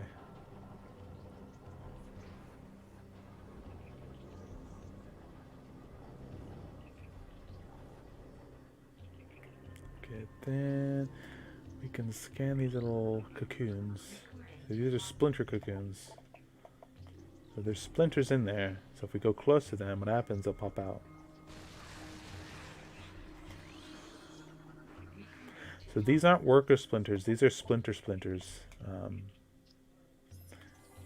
You can see the shape. So the worker splinters, they kind of have like a see-through, like grayish one. These ones you can see like clear. Their eyes are like turquoise blue. They're more like a teal, sort of like a metal brown color.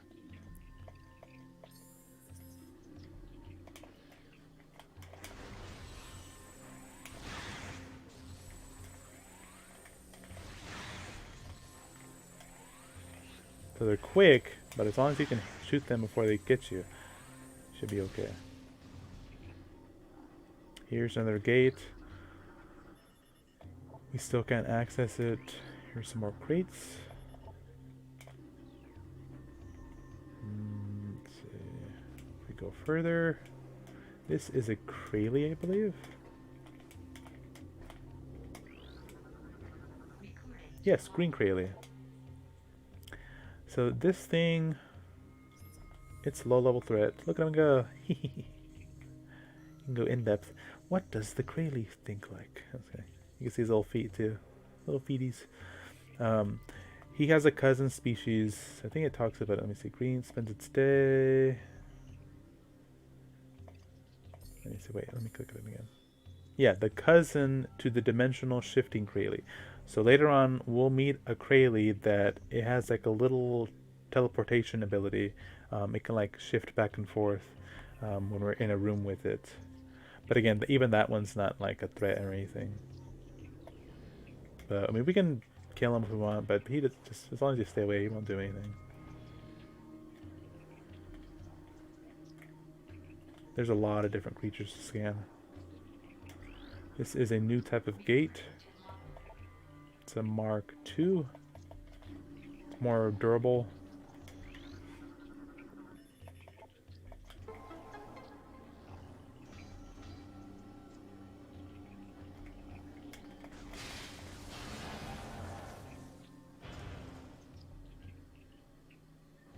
And from what I just said and what I did, it may sound like, what's the word?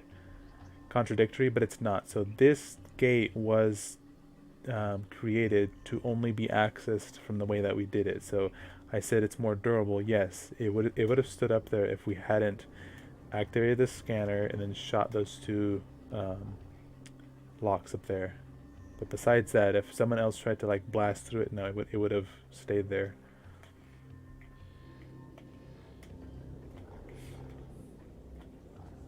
I think I got everything to see. Oh yeah, you can kind of see up in the sky. See, there's some really funky weather going on this planet.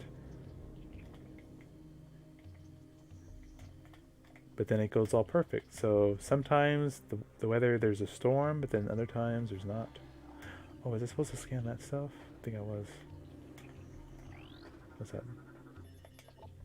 Okay, yeah, that's just saying that it's already been used. Okay, it's just destroyed, never mind.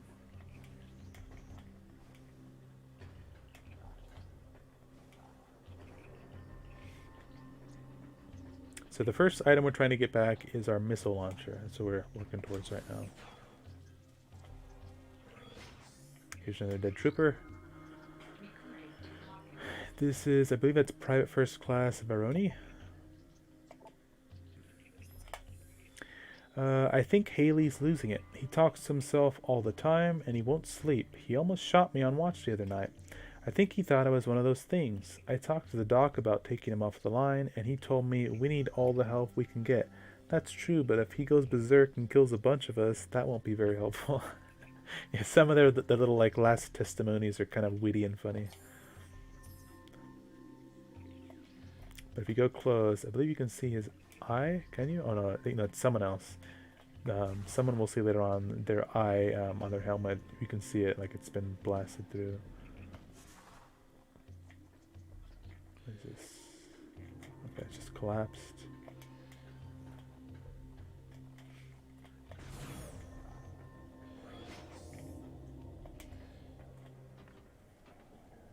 And then this is like the introduction to this area. This is called the Temple Grounds. And there goes the crane that we activated, or the winch that's carrying that crate.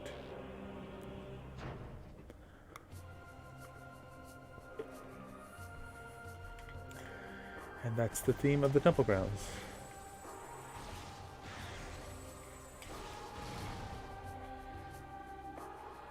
So if we scan this door, that's a missile door, so we need missiles.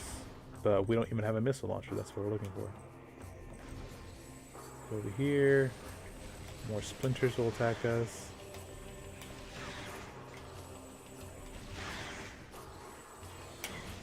Ooh, it's quick.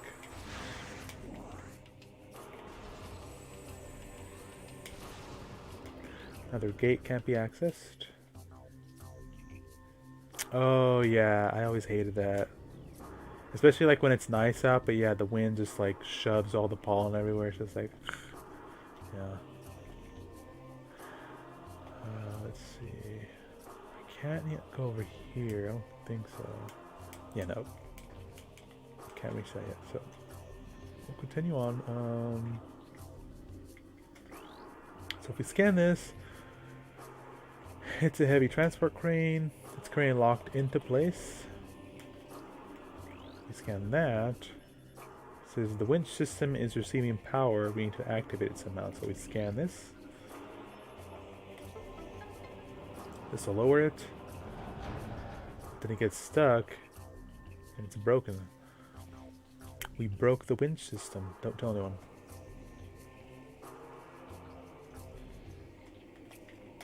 If we scan it again, it says cannot be destroyed. Connection to the winch system is failing. Cable strength is critical. So if we scan it and we shoot it with a charge shot, it'll fall down. And it'll create a platform.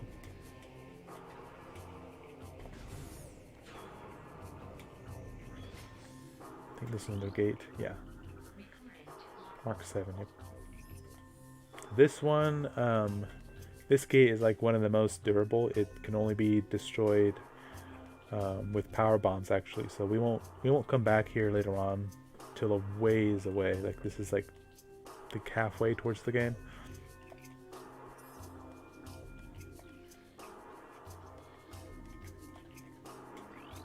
This is actually another wall that can be destroyed by power bombs. Yeah. Anytime it says Benzium.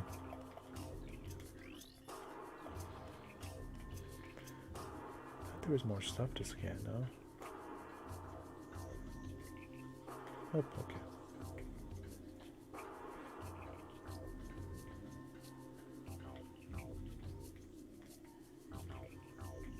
Alright, so if we scan this mechanism. So because there's the power issue, there's not enough power to go around, they have a choice for like what we can do. So it says you are clear to proceed.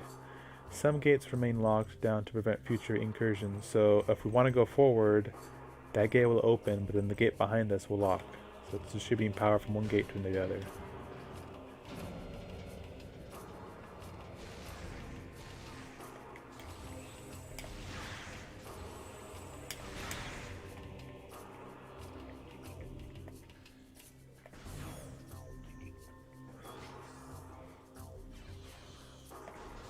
More splinters.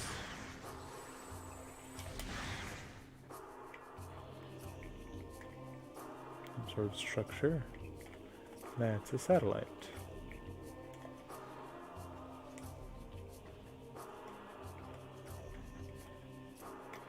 That's a dead trooper. This is Private First Class Bruta. We'll be making our stand here. The engineer tells me there's no way we'll get the ship's engines online, and atmospheric disturbance is scrambling our distress beacon. If anyone reads this, know that we did our duty and we fought well. So if we activate the satellite, or it's a communications array, but if we activate it, it'll attempt to get the signal out, but then we'll see what it does. It's basically like it's an SOS that they're trying to send for help.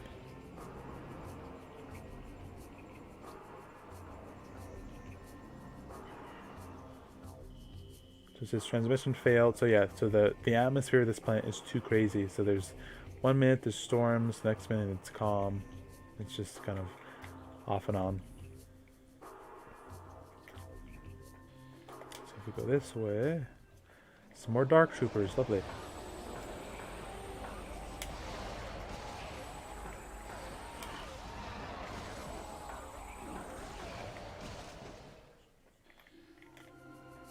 Is there nothing else for us to scan? Let me see.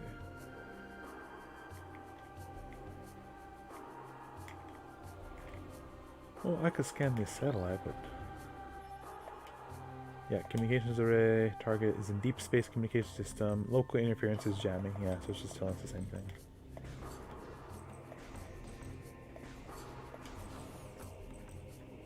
So we continue on. That's like another potted plant thingy. I think it's our first turret system. Yeah, so this is our first turret. This is the basic turret called the Growler. So what happened here when they were trying to fight these bugs is they didn't have enough ammo, so they had to start installing these turrets everywhere.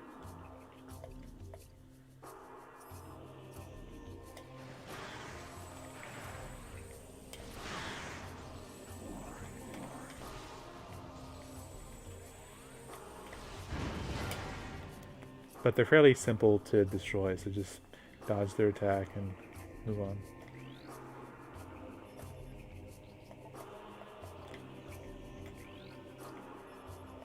This is more cocoon structures.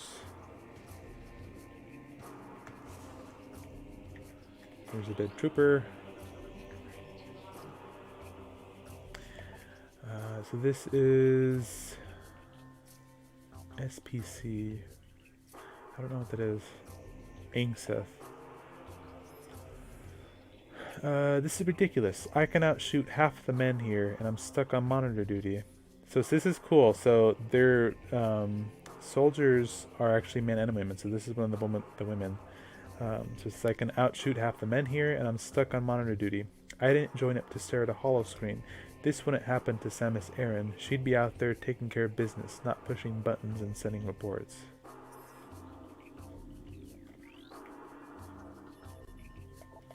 Power restore the gate. So we've restored power to this gate, but it doesn't stay open too long. So we have to hurry up and roll under it to get by.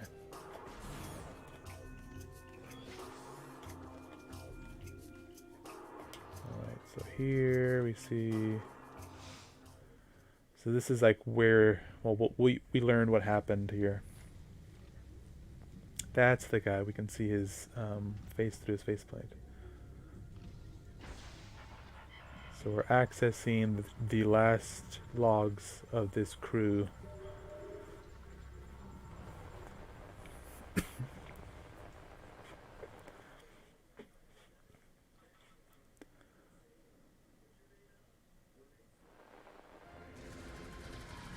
So while on patrol in the Dasher system, we engaged an unknown space pirate frigate. The enemy frigate was crippled and it crashed on the planet Aether. We followed the pirates, but our ship was damaged by a storm as we entered Aether's atmosphere.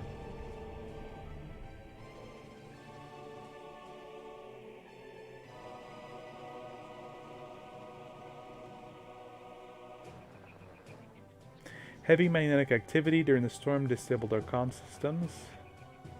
Upon landing, we split into 2 units, one to set up ops and the other to explore recon. Each unit was doing fine, no problems, until they appeared.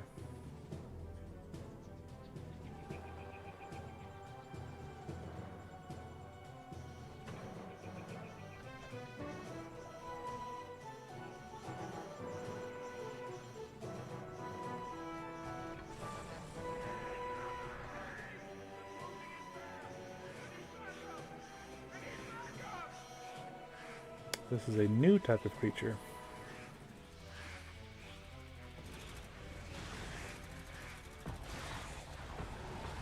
And there are thousands of these little guys.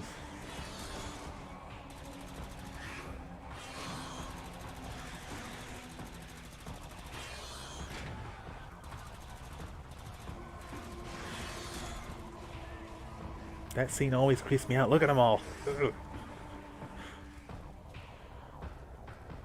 So that's the captain of the ship. So he knew that there was something weird about them, and what he did, he basically disabled their ship. So their ship was disabled, but he just even if someone got new parts on there, it's not gonna fly ever again. That's what he did. He made it inoperable.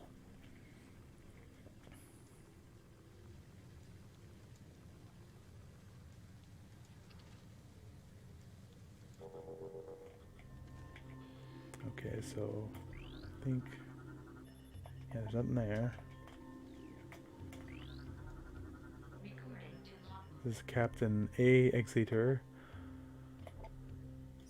And he says, I'm beginning to think it was a real bad idea going down there. Reeves is right. That hive is just one of many. It's stupid to stir a hornet's nest, especially if you plan sleeping under it. Yeah, that's not good.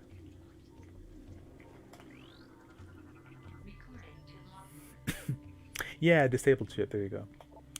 This is CPO Brody, I think. Man, I hope this is the only breeding ground for these things. If there's more, we're in big trouble. We had a hard enough time taking that one out of commission. I almost ran out of ammo. I never ran out of ammo. So that guy actually never runs out of ammo, but for every reason, he started to. There's so many of those damn little buggers. Oh, okay, Momo. This is SPC Triplet. The Sarge says those splinters remind him of some killer bug he saw on another planet once. All I know is the things are fast and take a lot to drop. Pretty soon we'll have to go to bayonets. Everyone's low on ammo, even Brody, and he's the stingiest grunt I know. So even they know that Brody guy, he rarely uses ammo. PFC Milligan. Broda lost the bet, so he switched to watch duty with me. I figure this section is nice and safe and boring, which suits me just fine. Let those other guys guard the hot zone. Hold on. Hey, wait, halt, no, hell. So he got caught off guard. Well, I don't think there's anything getting caught off guard with all those things surrounding him. He got overwhelmed. This is Private First Class Haley. So they say, I hear them. No, I hear them everywhere. They're coming. Can't sleep. Ever. They'll eat me. Eat. This always reminded me of that that person's journal in Resident Evil, the itchy tasty one. This one always reminded me. I'm not sure if there was a connection with the developers of this and that, but they sound just alike. There's like a very strong correlation there. You can tell the person writing it basically like lost their mind.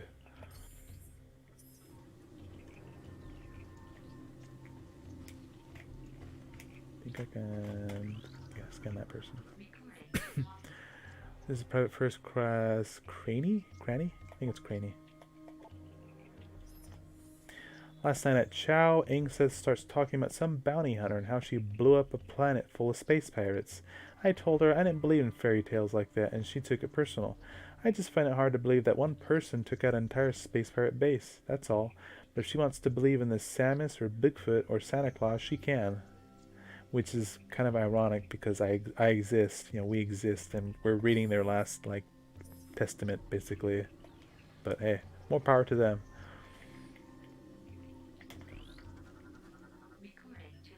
That's the sheep, the tier, the state-of-the-art warship.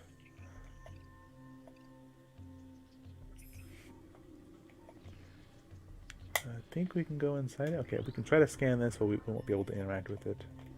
Yeah, so let's go in the ship.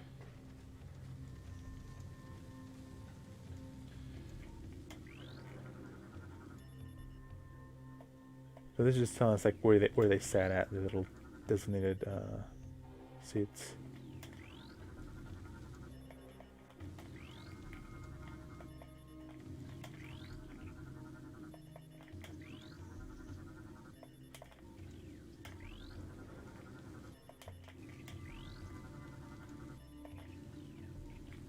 Go over here. I think it's the pilot and the captain. Yes, the pilot and then the captain's seat. And if we scan this door, it should be the map.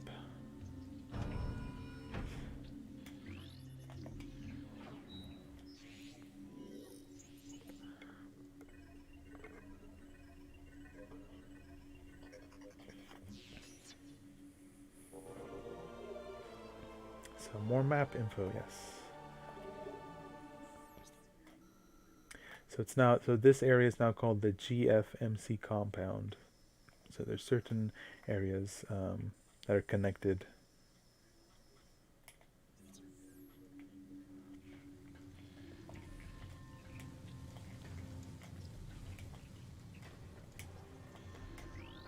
This is decorative art, I believe. Yeah.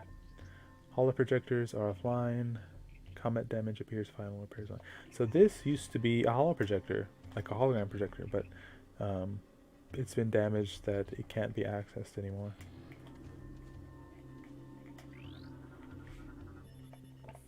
This is a kinetic orb cannon.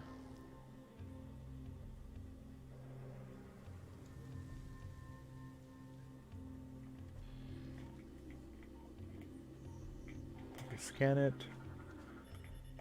So enter it. So why drive when you can get yeeted everywhere? So let's hit it.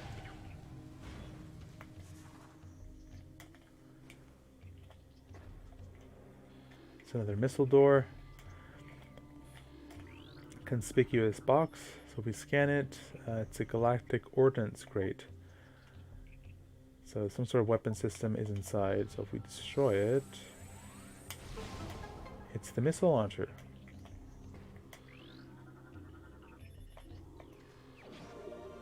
Of course, if we grab it, most of the time in this situation, something's going to happen.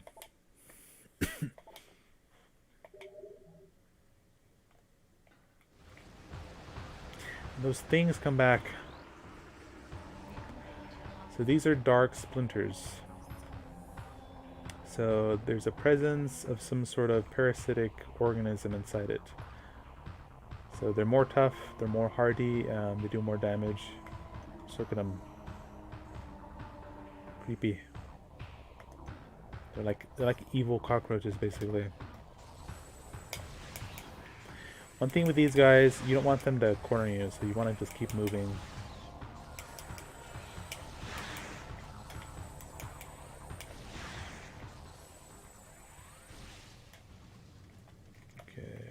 think that was everything. There's an item on top of the ship, but we can't get that right now. We'll come back. That'll be later on.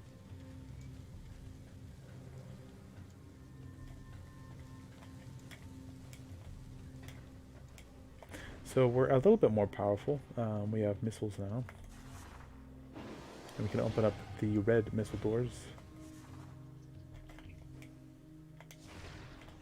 Like so.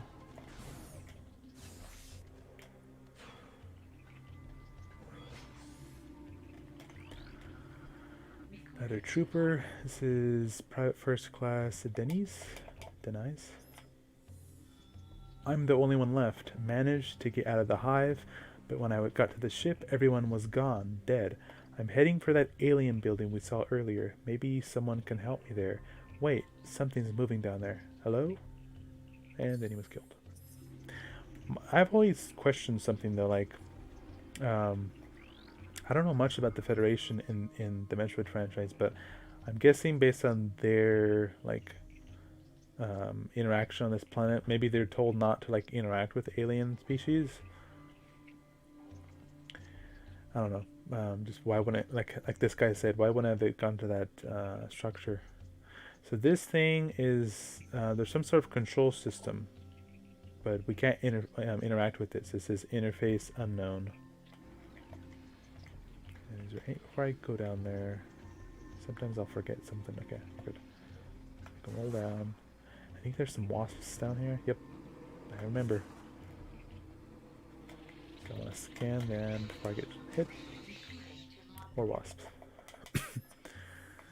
So these are giant wasps, Cold War wasps.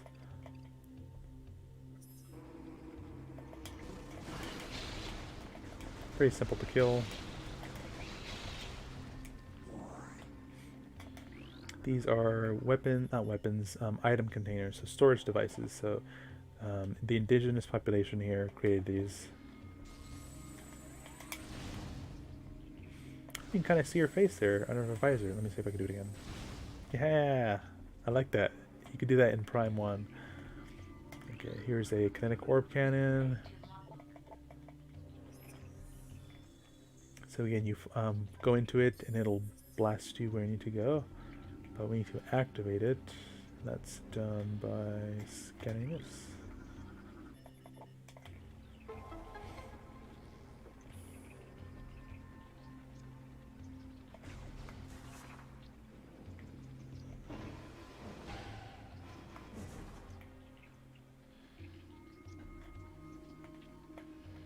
Yeah, so there's a way to open this gate, but we can't do it right now.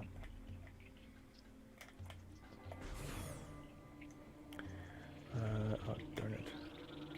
Let me destroy this hive. This is their hive. If you don't destroy it, they'll just keep coming out unendingly, so...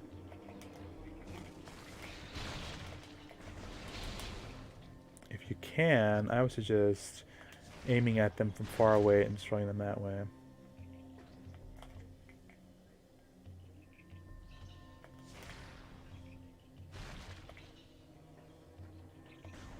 Why do I hear them?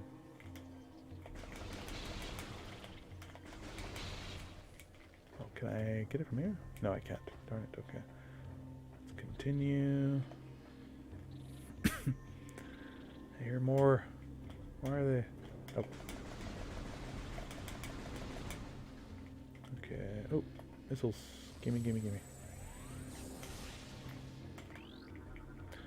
This structure has been weak due to, you know, just like wear and tear, and actually I think like damaged by some sort of attack. But we shoot it with the missile, weaken it, and then we can use this cannon to get up there.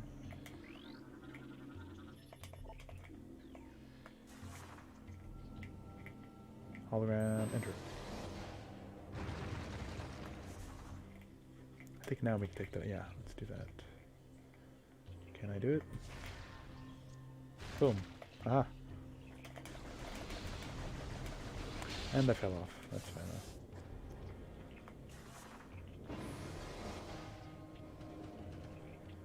though. And welcome back, Mama. And here's some more little bugs that can follow us. See, they're like, wait, take us with you. Why don't they, oh yeah, they can't leave this little room.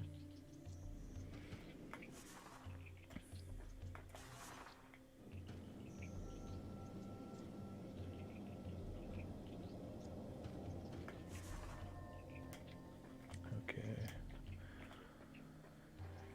If we go this way. Okay, so this is, it's unfortunate. This is our first interaction with the native species of this planet. So if we scan it, it says it's been dead for 8 cycles. So I'm guessing a cycle is a year. I don't know. That just sounds kind of accurate. Trace amounts of some unknown chemical presence, similar to mummification. So they were attempting to sort of like pay respect to their dead here. That's always a good sign. People take care of their dead. Gives us hints that they could possibly be, friendly.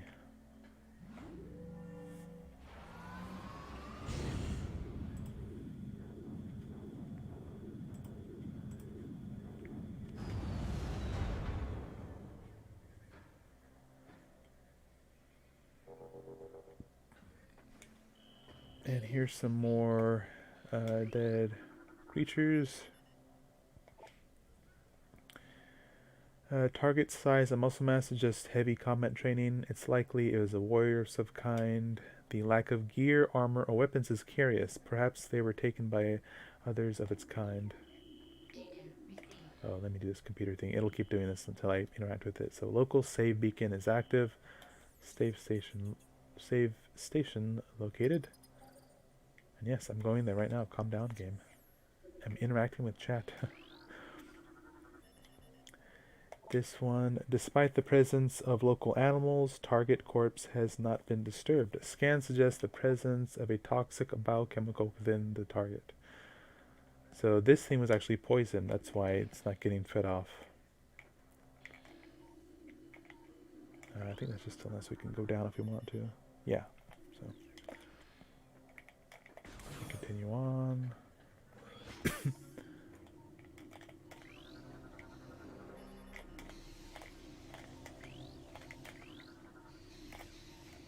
Okay, we can scan those things later on. I always try to scan them, but sometimes I'm unable to do that. I think they're called sand bats. This is some sort of security system.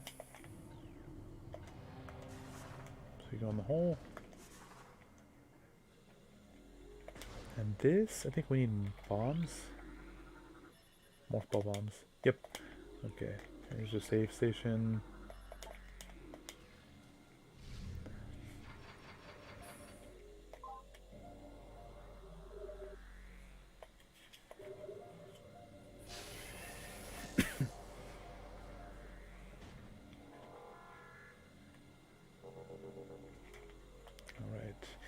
And I just wanted to confirm, was I not supposed to get any energy tanks?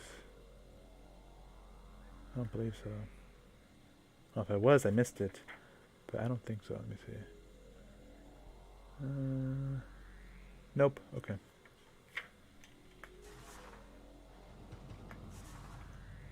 Alright, so if I go this way.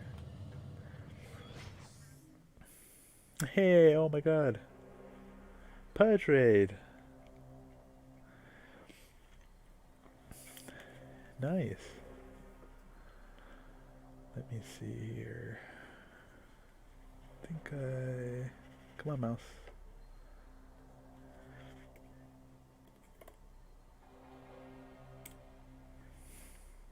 Priority warning. Outland stabilization force 6 Nova Prospect. Perimeter restrictors disengaged. Priority warning. Perimeter restrictors disengaged. Priority warning. Perimeter restrictors disengaged.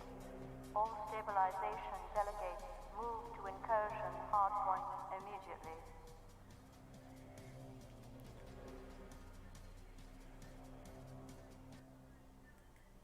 And thank you, Pudge, for that raid.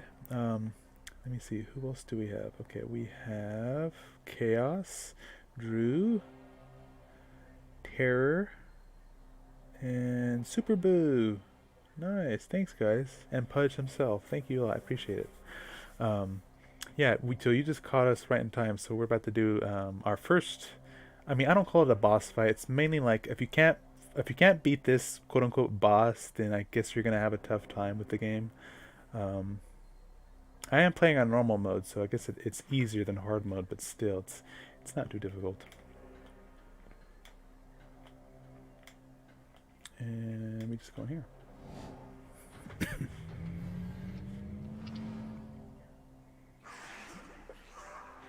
Some more of these splinters.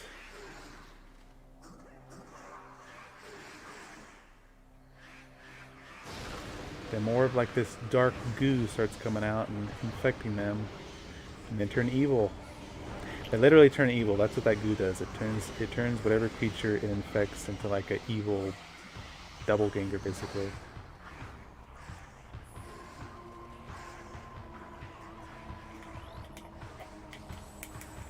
So again, with these guys, just keep moving around because they'll attempt to overwhelm you.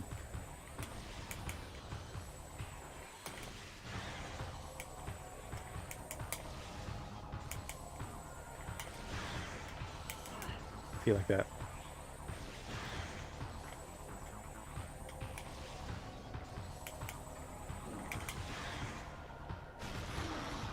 And this is an alpha splinter, so it's a big splinter. What he does, see, look how huge he is. He's huge. He rams you.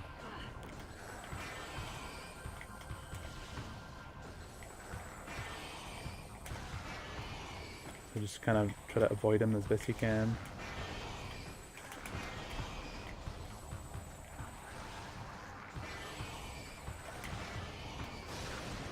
But then he gets infected.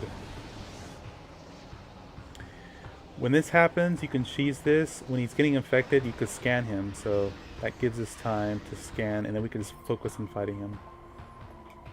And again, I'm trying to get 100% scan, so he's basically just like a souped up steroid, a giant bug on steroids. That's what he is right now.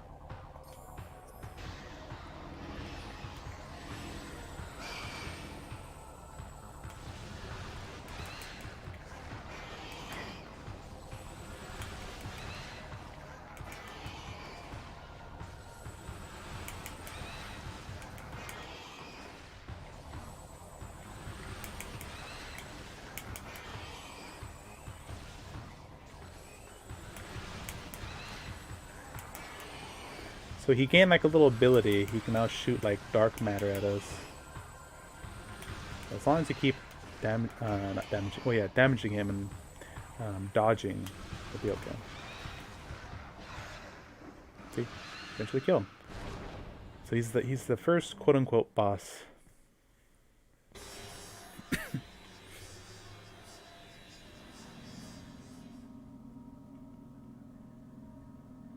And yeah, I put Pudge's link there. Anyone who has not visited Pudge's channel, he's a terrific streamer. I encourage you guys to visit him and to sub to him. So we've not collected yet, but there's some sort of unknown technology here that we're gonna interact with. Yeah, no problem, Pudge. And you were doing RE1, correct?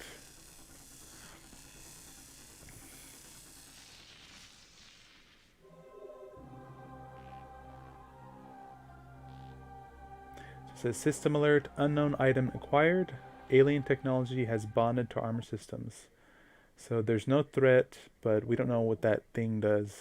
It's just kind of... Ooh, nice, nice.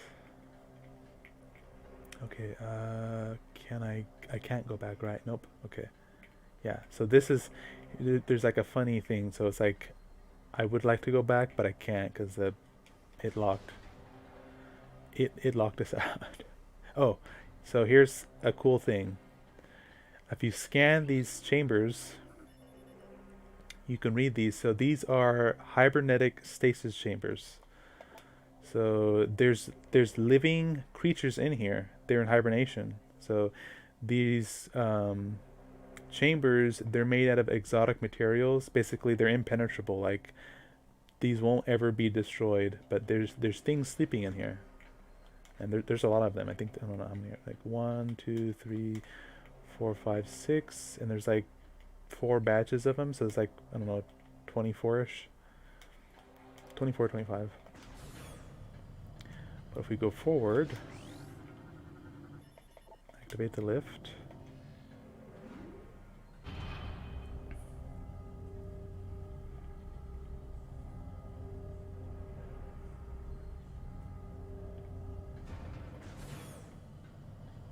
And then we get some good story going.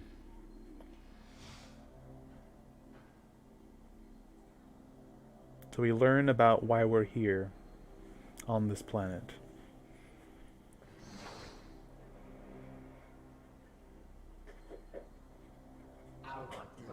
Do not be afraid. I am Umos, sentinel of the Luminoth. Please listen and hear our world's peril. And yes, this guy can create holograms. That's how much of a badass he is. Long ago, a cosmic object fell to our planet Aether, exploding with great force. A rift was torn in time and space, and a strange power flowed over the world. Where once there was one Aether, there were now 2, one of light and one of shadow, each existing in its own dimension. It was the end of peace on Aether, for a new race was born that day on the Dark World, one filled with hate and terrible power. They are the Ing.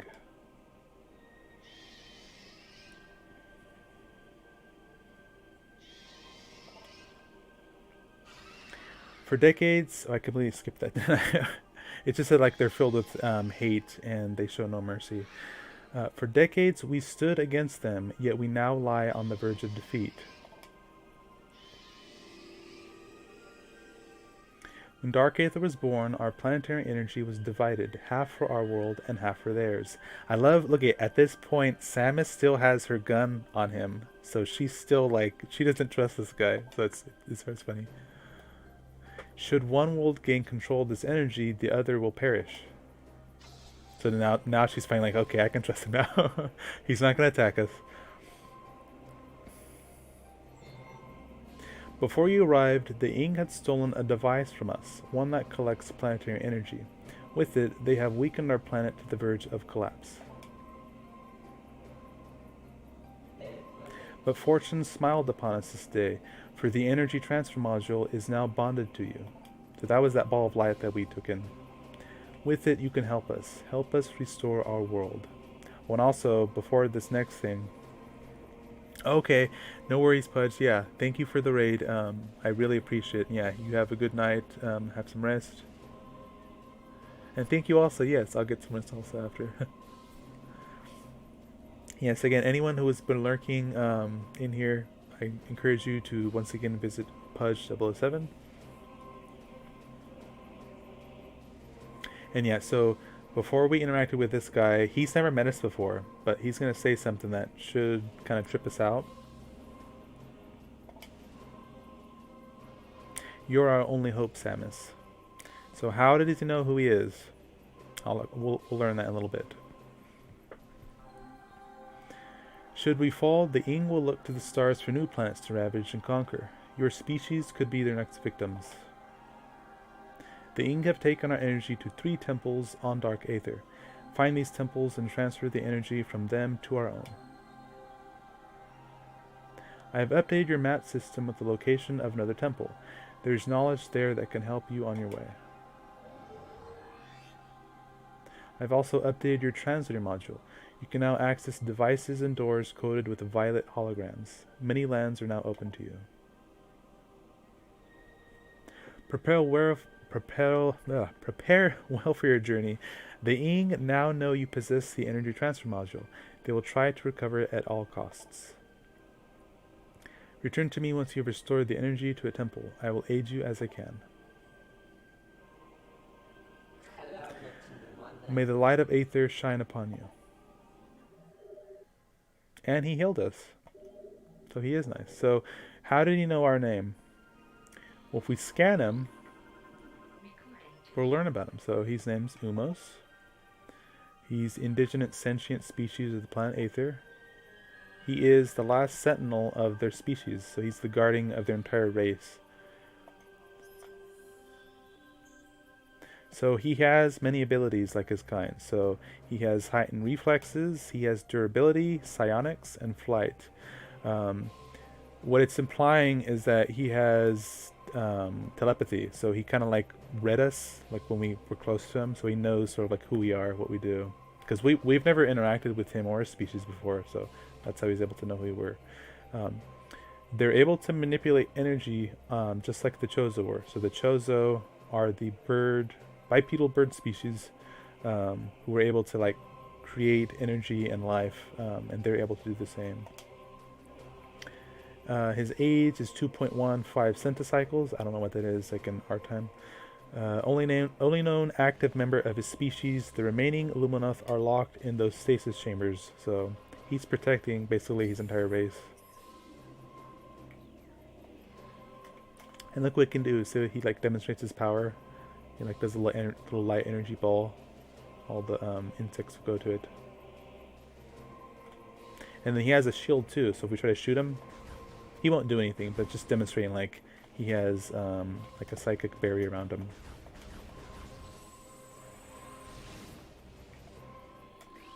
This thing is the energy controller. So this harnesses or helps regulate all of the energy for their planet. There's 3 other locations that we have to interact with to help them out. But he updated our translator so we can do this. Yeah. So this is a lore entry called Origins. It says, it is told that the Luminoth were not born of Aether, but of the stars. In the early days we roamed the greatness of the void, bathing in the glorious light of 1,000 stars. We met a vast number of enlightened minds, the Increne, the Villa, and the Chozo. See, so they interacted with the Chozo. You know, this is like long ago. Each of them we found had claimed a homeworld and formed a deep bond with it. In time, we decided to do the same. So this game is basically suggesting that, like, before each of these, I don't want to say like intelligent species, but like highly advanced species, like were formed, that they were just kind of like floating out, like in space, basically.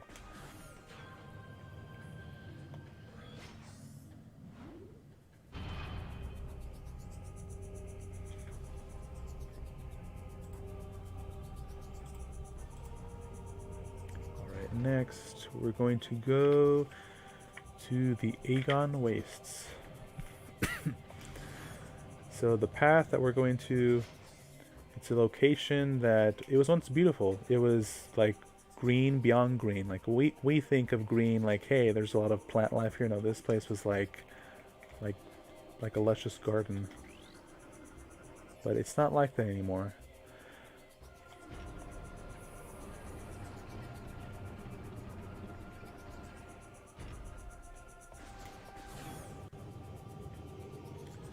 Little drones here. It's called the Light Flyer. It's basically one type of like a mechanoid or a robot, basically. So if you get real close to it, it'll shock us. So I can show you like, okay, so but you just shoot it and it'll go away.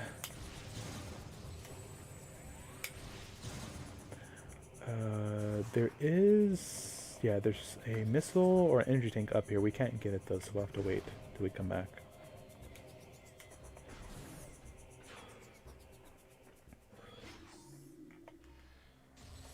I want some more missiles though. There we go, thank you.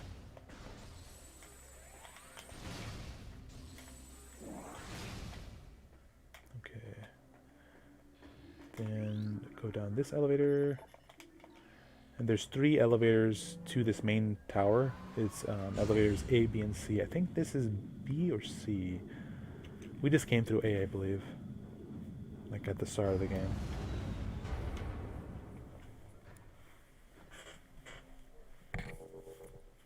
But they're also each connected as like shortcuts to each of the regions that we'll visit.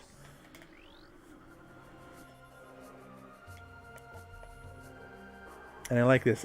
A lot of their gateways will tell you this. It says, "May you find enlightenment and peace."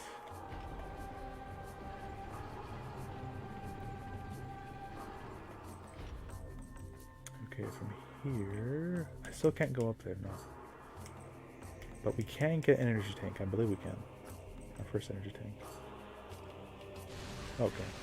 So we're gonna get attacked again right here. Although, I wonder if we can get out of here and come back. Because there's an energy tank in that red room right there. I'm gonna try. We can, yes. Cool.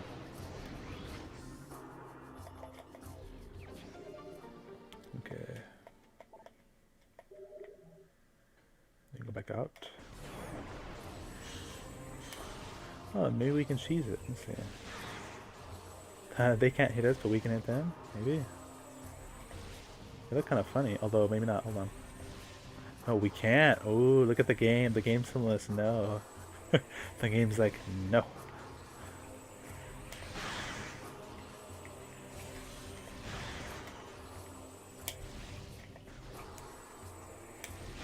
Okay. So, from here, where do I want to go? Oh, okay, Super Boo. Want to go... Temple Grounds, Industrial Site. Where is it at?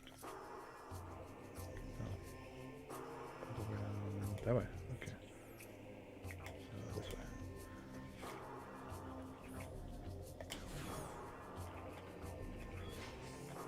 And yes, I am playing with the Nintendo strategy guide for this game, just mainly to get 100%. I remember like story-wise what to do. Just this helps you to keep track of all the scans and all the pickups and everything.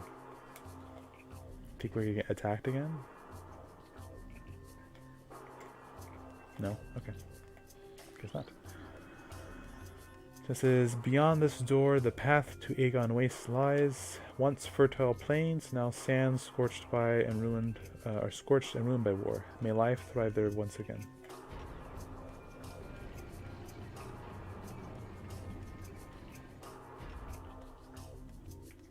And this is an important thing to scan. So this is one of the 12? Yeah, 12 logbooks of, they're called cadre warriors. This is J-Fem. This is final entry warrior J-Fem. Their army swells, beasts and rogue machines join the ranks of the horde, all eager to bring death to the Luminoth. The Ing sent these new additions to the industrial site to do battle with me, while they watched from the safety. Cowardly mongrels. My only regret in death is that I did not live to see the day of their defeat. May it come soon. So there's several items we'll have to pick up throughout the game. And each of the sort of like last little words of each of those warriors tells us where they're located at.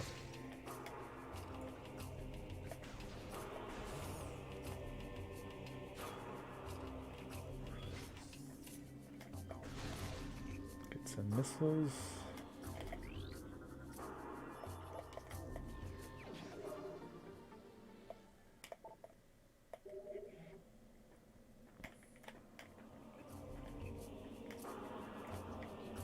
Another lore here. This one's called Our Heritage. Our search for a home took us through the cosmos. For many a great cycle we roamed, yet a place to call our own eluded us. In time we began to despair, feeling the search was in vain. We considered remaining among the stars until a scout returned with news of a world unlike any other. When we beheld Aether for the first time, so great was her beauty that we forsook the stars forever to live upon her surface. From that day forth, the Luminoth were of Aether, our blessed paradise.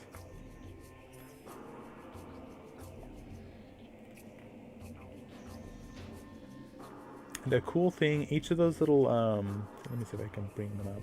Logbook, or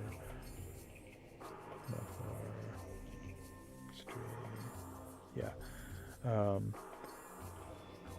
this is part of their alphabet. So there's, you can like see online each of these different, I don't know what you call them, hieroglyphics, I guess. They coordinate to like part of their alphabet.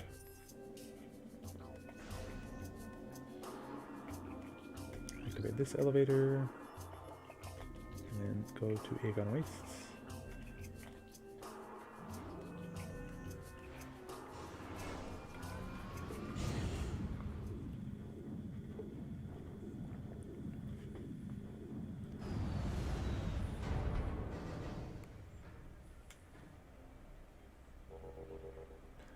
These things are called bearer pods. So each region has its own bearer pod. So this is the Aegon region, so it's going to be an Aegon bearer pod. Basically like a little natural resource stock. So like if we're low on health or something, we can shoot these, and then health or weapons like missiles will be in there.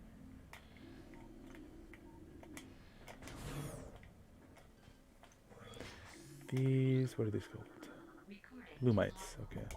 Hey, these little things, it says they're relatively harmless, which they are. What they can do though is they go invisible. What does it say? Is it in light or in darkness? When out of the light, the creature is relatively harmless, relying on crude splat. It can channel. Okay, so yeah, so when it's in the dark, it gets. I mean, no, when it's in the light, it gets the ability to like shoot this little energy. Like, let me see. Oh, see, I think he did it. Did he do it? Yeah. See. So when they're in the dark, they're relatively harmless. When they're in the light, they start shooting little energy at us. Here's another Luminoth.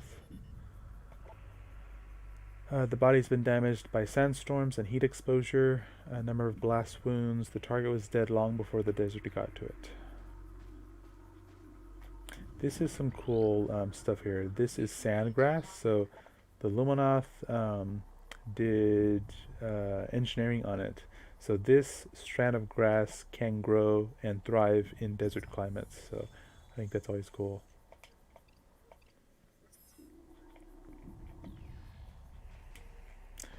And is there... Okay. There's nothing underneath here. Yeah, no. And then here's the introduction to the region.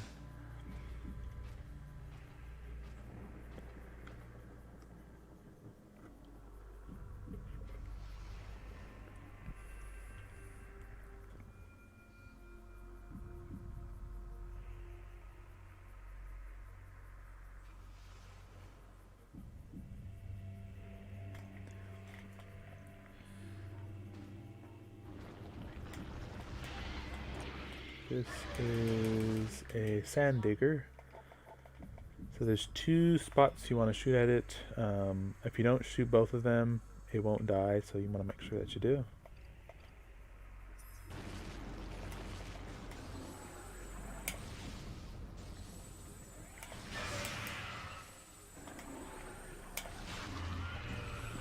And then it'll just like explode on itself or implode.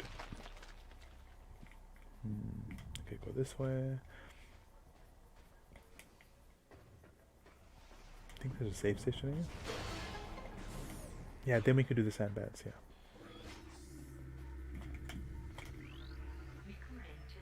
Sandbat. So they're relatively harmless. They just kind of go in packs. It says they go on feeding frenzies. They don't really attack us. They more or less just like try to get away from wherever we are.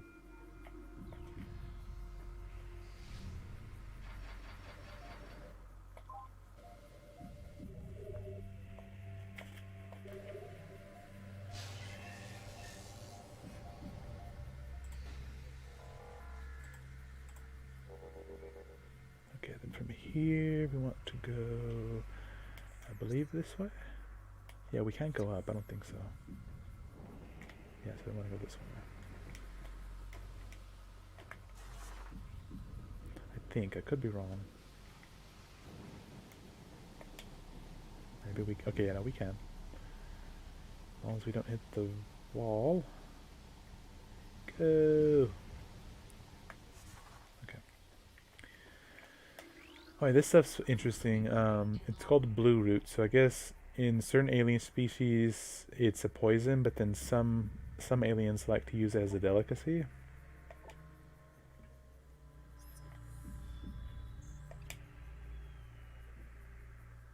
See, so few species, such as the space pirates, consider the deadly blue root leaf a delicacy. That's pretty interesting.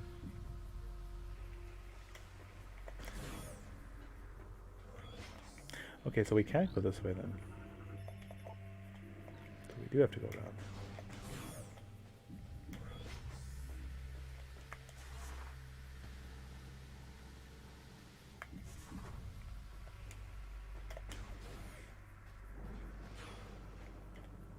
I think there's another sand digger. Yep. And it's like a giant earwig.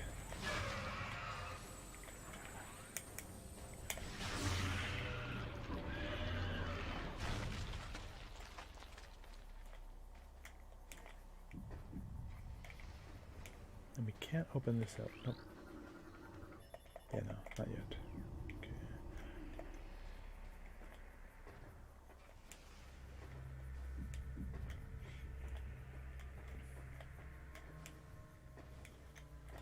We scanned those already. This is just a little platform.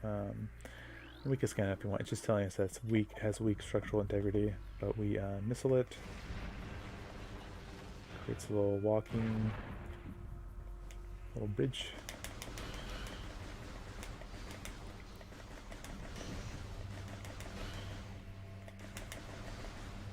Okay, I get them. Okay, there we go. We can't get that yet.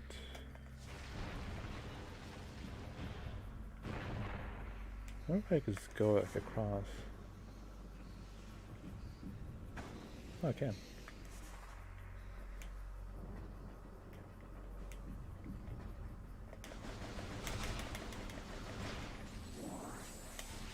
This thing's interesting here. We can scan this. It says the statue is composed of ordinary alloys. Purpose is unknown, possibly placed as a warning to travelers. So there's a big worm thing here. So is that a warming? Is that a warning? Who knows?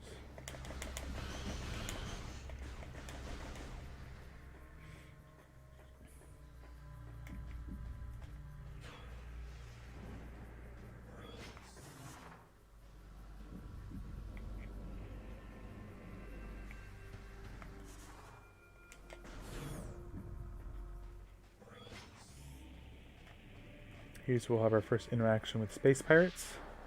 So in this game, they look a little different. That's why I have to change the space pirate in the bottom right hand there to look more like these ones, because they don't really look like that anymore.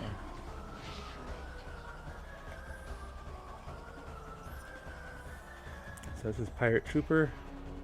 They have basic left arm bayonet or sword, and then right arm blaster. So since we're just transitioning from Prime 1 to now, so it says here they suffered serious defeat at Talon 4, that's from Prime 1, but they're still a powerful force of crime in the galaxy. So even though we kind of defeated them on that planet, at least there's still trouble.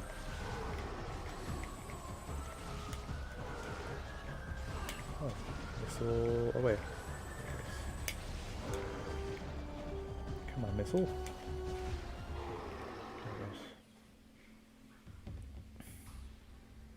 Okay, Momo, good night. Thanks for stopping by. Have a good rest. See you later. And I hope that your visit is going well, your trip.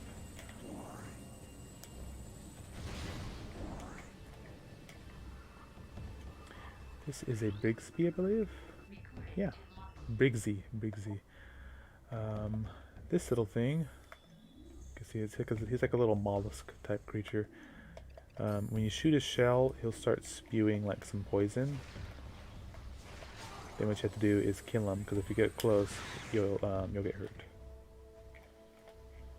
Actually, from here we want to go, I think just forward, right? Yeah, let's just go forward.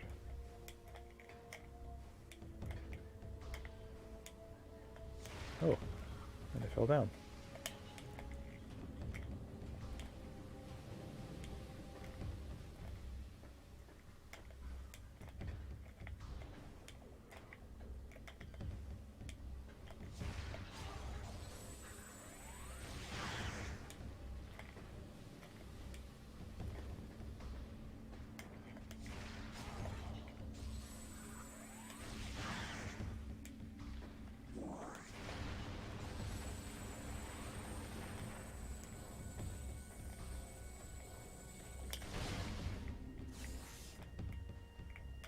Open up this door, go in here. This is more like blue root structure. This one's cool though. You can walk in it and it'll turn blue. Like give like a little like outline, blue light. I don't know. These are shriek bats. It's basically a lot of the species of creatures we see in Prime 2 on this planet. They're similar to the species that we saw on Talon 4 from Prime 1.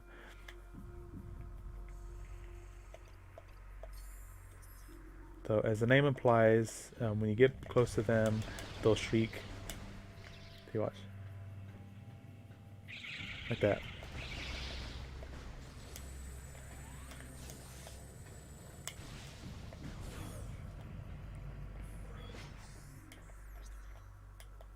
Okay, we can't go this side, so this is our technically first or second boss of the game. This is the Alpha Sand Digger. It's a big sand digger. Basically, it's the same thing. Just destroy both ends, and then you should kill it.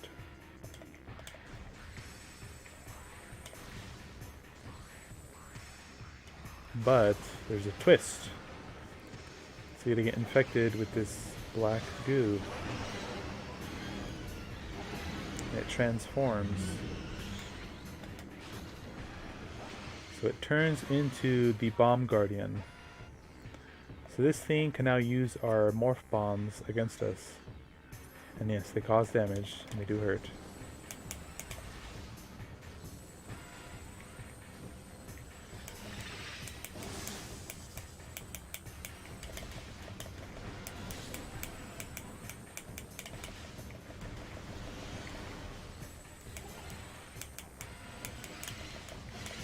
Oh, damn it. I messed it up. Eee, no! Where is it?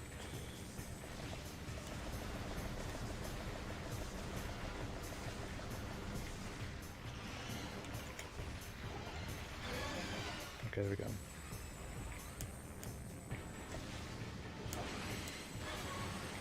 Nope, don't do that. No, no, no.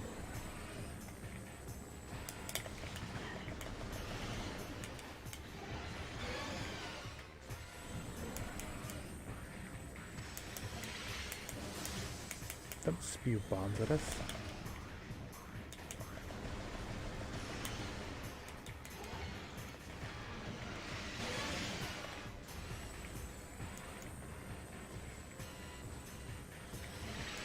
Interestingly, one of the hardest bosses that we'll fight in this game, it's a pill bug. So it's a roly-poly. So we're playing on normal, but on hard mode, oh, he's a mess. I do not like that boss.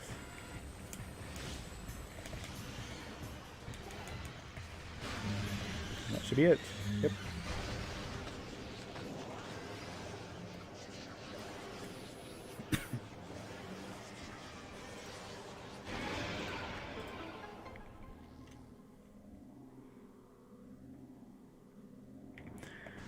So he was the Bomb Guardian. So basically what happened was, at the very beginning, when those Ing creatures attacked us, each of them took one of our abilities. So I think there's 8. There's 8 or 6 of them. So every time we beat one of them, we gain an ability that we once had.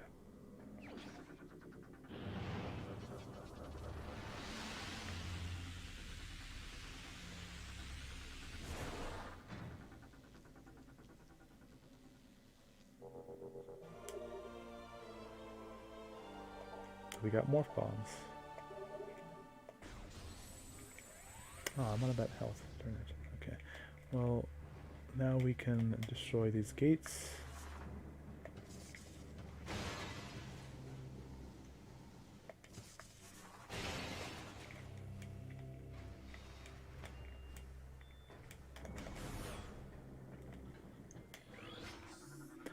This is a security door, so it can only be accessed through Morph Ball. And the reason why this is here is that it was to prevent the Ing from accessing these temples. So it didn't quite work out. If anything, I guess they would prevent the space pirates from accessing them. This is a statue of, I think it's Katish. He was a farmer until Aegon was devastated by the coming war, and then he became one of the sentinels for this temple.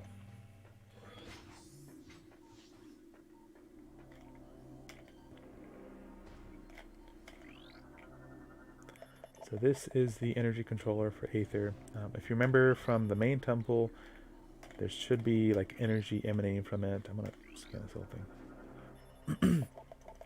But it was taken and stolen and taken away to the Dark Temple.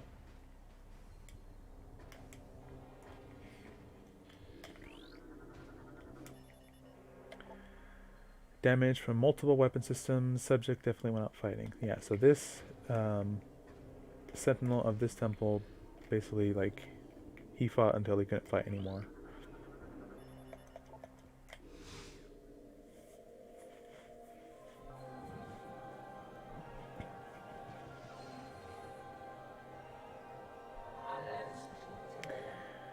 Welcome, I am Isha, sentinel of the Aegon Temple. This message survives my death, as guidance to one who would fight the Ing.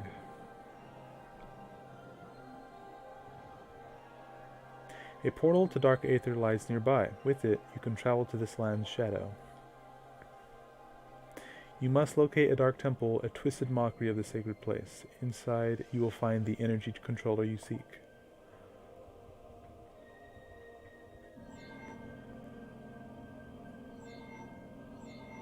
The temple door is held fast by 3 locks. The keys for the locks are hidden throughout the dark land. Your search will be difficult. Even the very air of Dark Aether is dangerous, and can cripple the strongest of warriors.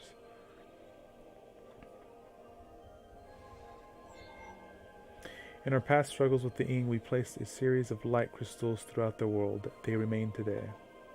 So that's the thing that, when we got attacked, that creature that looked like us, it broke it, and that's how we started getting hurt, getting damaged by the atmosphere.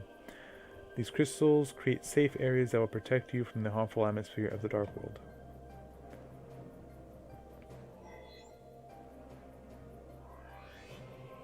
I've updated your translator module, and you can access devices and doors coated with amber holograms. More lands are open to explore.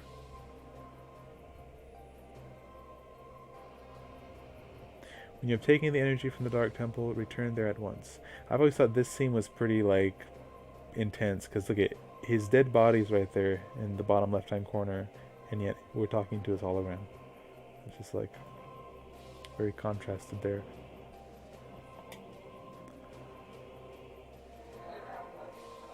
May the light of Aether serve you well.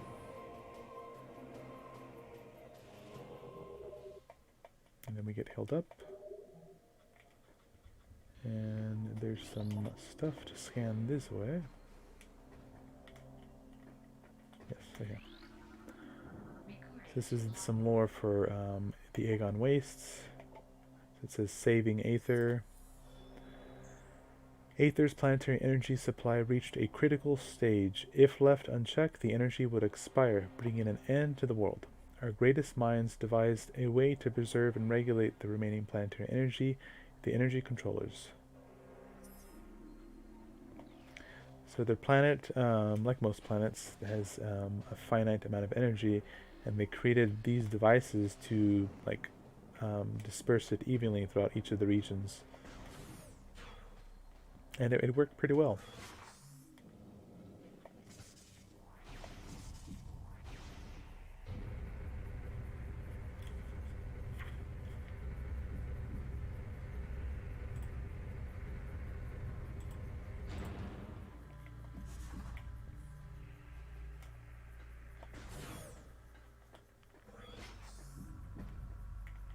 think I can go this way now. Yeah. Okay, now the war wasps are coming. Run!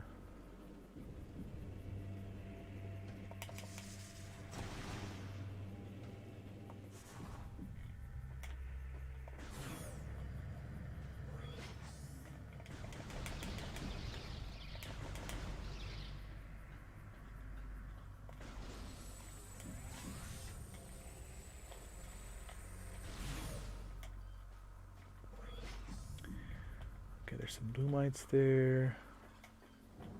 I want to go here though. I think there's missiles behind here.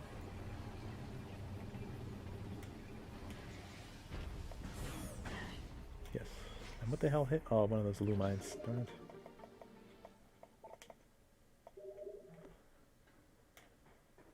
Let's go this way. Okay, so we want to go down and here.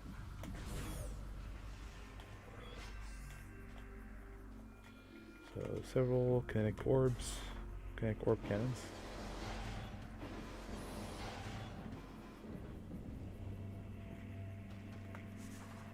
And then bodies here. Target has a number of wounds caused by small explosives, most likely delivered by a portable rocket or grenade system. So something or someone uses rockets to attack. And there's some missiles behind them.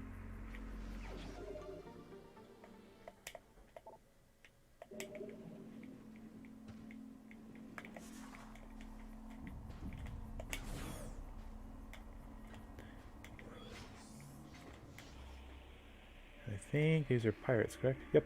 Okay.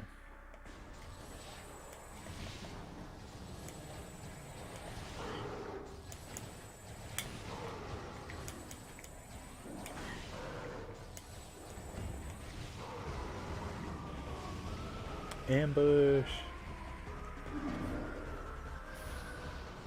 And like I said before, anything the goo touches can get infected, so they start infecting the pirates as well.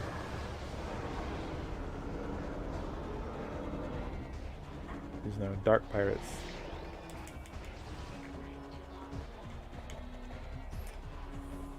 So we first started at the beginning with like zombie troopers. Now these are dark pirates. So that's why I said at the beginning, if something's dead, it's more easier to take care of. So these things, they're alive. So the parasite or the ing has full capacity to their weapon systems, and then they basically like makes them more hardy, more difficult to kill, more powerful too.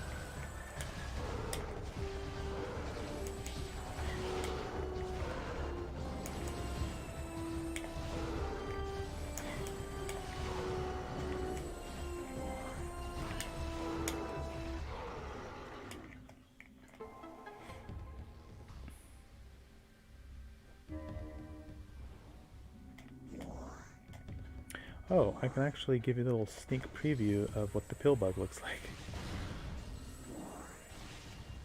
So I think he's this way. Well, this is a regular pill bug, but these other ones.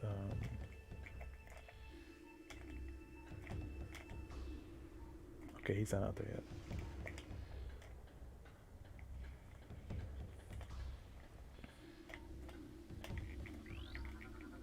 Some more lore. This one's called the Light of Aether. The main energy controller was built in the Grand Temple. 3 sub-controllers were built in the temples of Torvus, Aegon, and Sanctuary. They collected the energy of Aether, then radiated it over the world to all who needed it. In time we came to call this precious energy the Light of Aether. It brought an age of peace and prosperity to the Luminoth.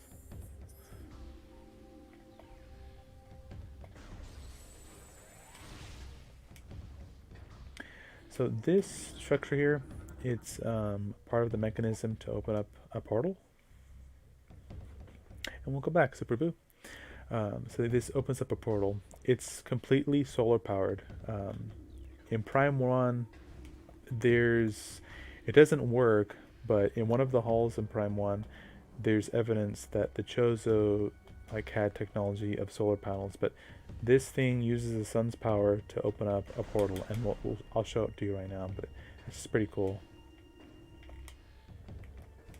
I know it's a game, but just there are people that they're like, well, solar energy doesn't really do anything, but like this game is showing that, like, at least theoretically, if you harness it well enough, you can, you know, power a significant device.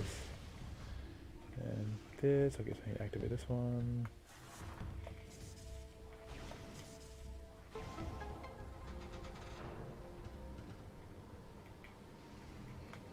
Okay, I think is it out here yet? Oh yes, they are. Okay, yeah. So pill bug, cave dwelling herbivore. So this is going to cause us issues later on, and they're evil. They look cute. So this is a roly-poly pill bug.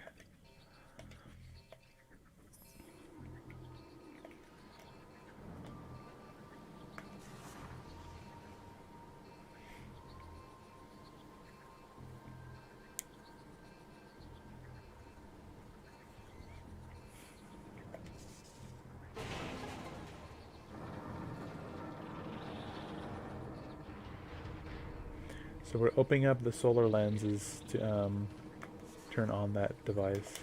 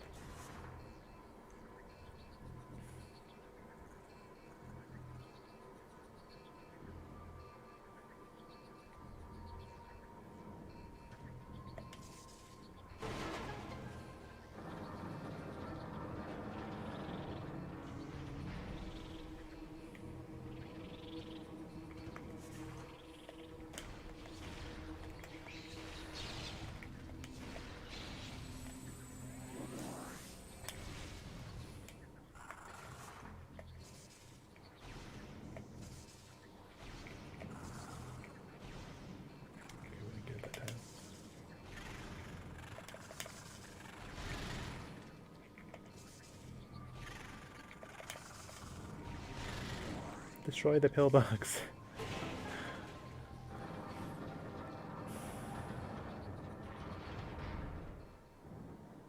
Then the sun will part, or the clouds will part, and the sun will hit the lens.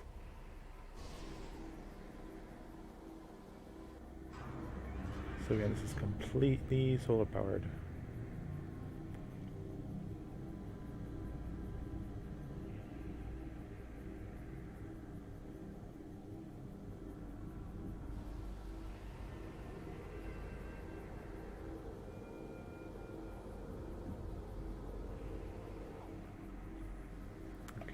Here. Oh yeah, I didn't mention this, so let me scan this. Yeah, it's just telling us the device is on, but this thing here, like a weird hologram type thing.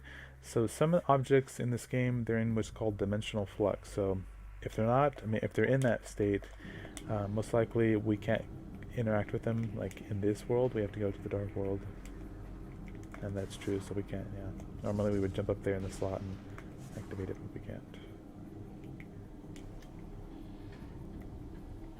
And we're about to go through our first dark aether portal.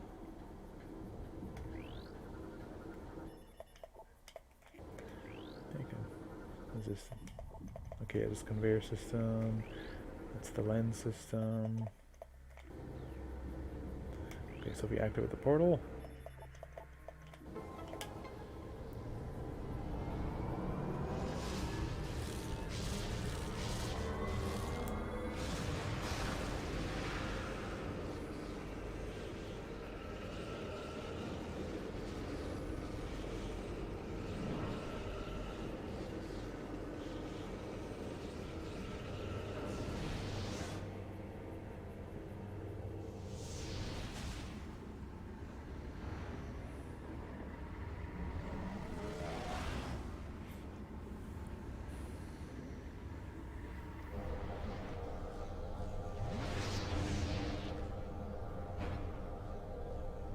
And then this demonstrates how the atmosphere in this world, this is dark aether, how it's poisonous. So Samus will demonstrate it right now.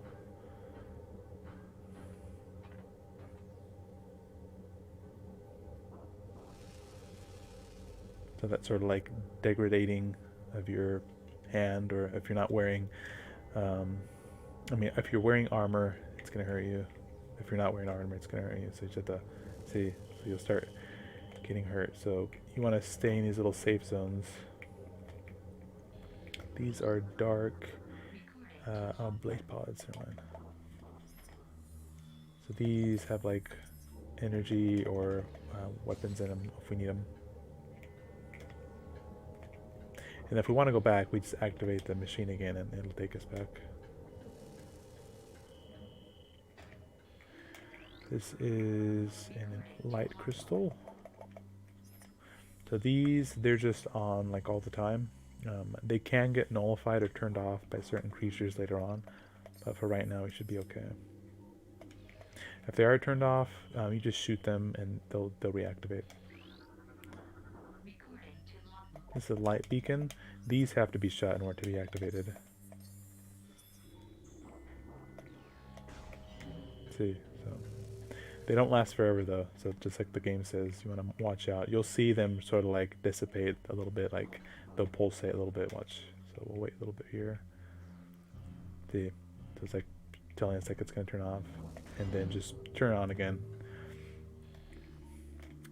Anything? Okay, I think we can go this way. Yeah, because that was too far or too high.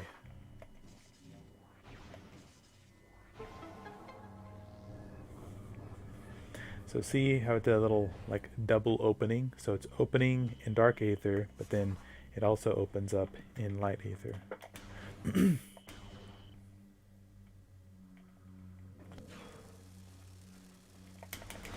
These little things I don't like. These are like inglings. What are they called? Darklings? Inglets. Yeah. They like to hide in the shadows and walls.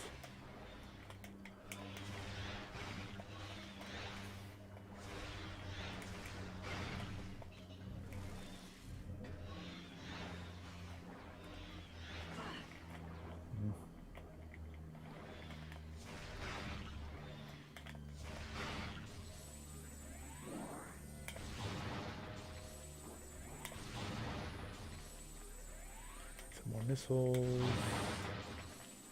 we go. Okay. Then I think that's everything so far. Blade pod, Ingrid. Okay.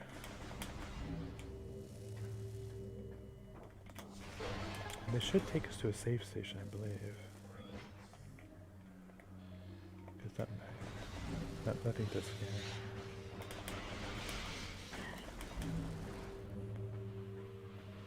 Yeah, right now it's pretty dangerous for us to be out and about. Night barbs, that's what they're okay. Scan. These are like the dark equivalent to a sandbat.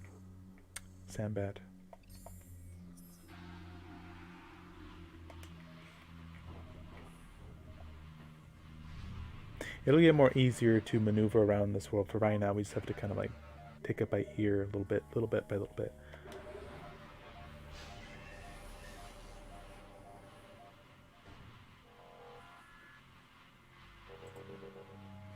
But for right now, that will be our introduction to Metroid Prime 2 for right now. I do have an appointment tomorrow in the morning, or later on technically since it is the morning. Yeah, thank you for joining, and let me see, okay, let's do some points.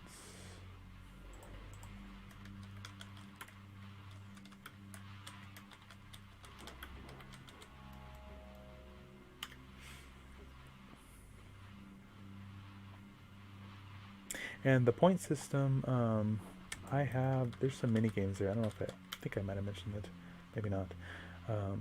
But different commands you can do for mini games there.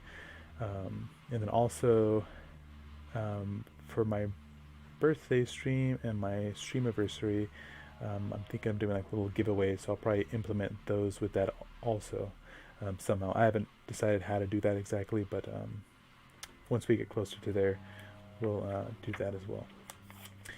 But let's see who we can raid, because there's a little batch of us here. And we didn't get raided, so I want to continue on that raid train, so to speak.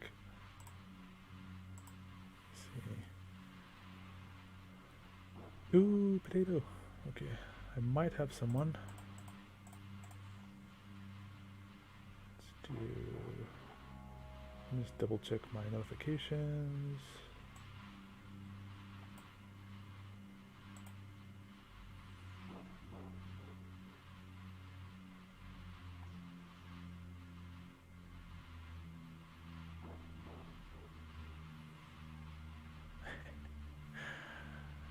Okay, da, da, da.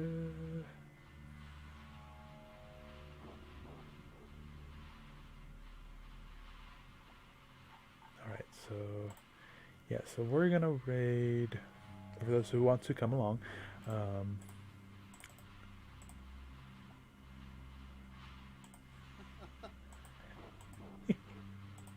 So his name is Potato, so it's spelled PT8, the number 8, and then O. He is a very interactive streamer, so he's not family friendly, but he is tremendously friendly and inviting in his streams. And his streams are always, most of the time, you're going to laugh and enjoy yourself. So I'm hoping that that's this time as well. And he's currently playing Yakuza Kiwami 2. Let's see.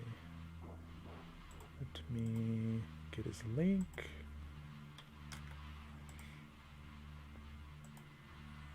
Oh yeah, and he's just been recently monetized, so that's something to consider. But if you're able to, no pressure, just putting it out there. Where is link? Okay, here it is. So it's gonna be FYD raid, and then here's his link.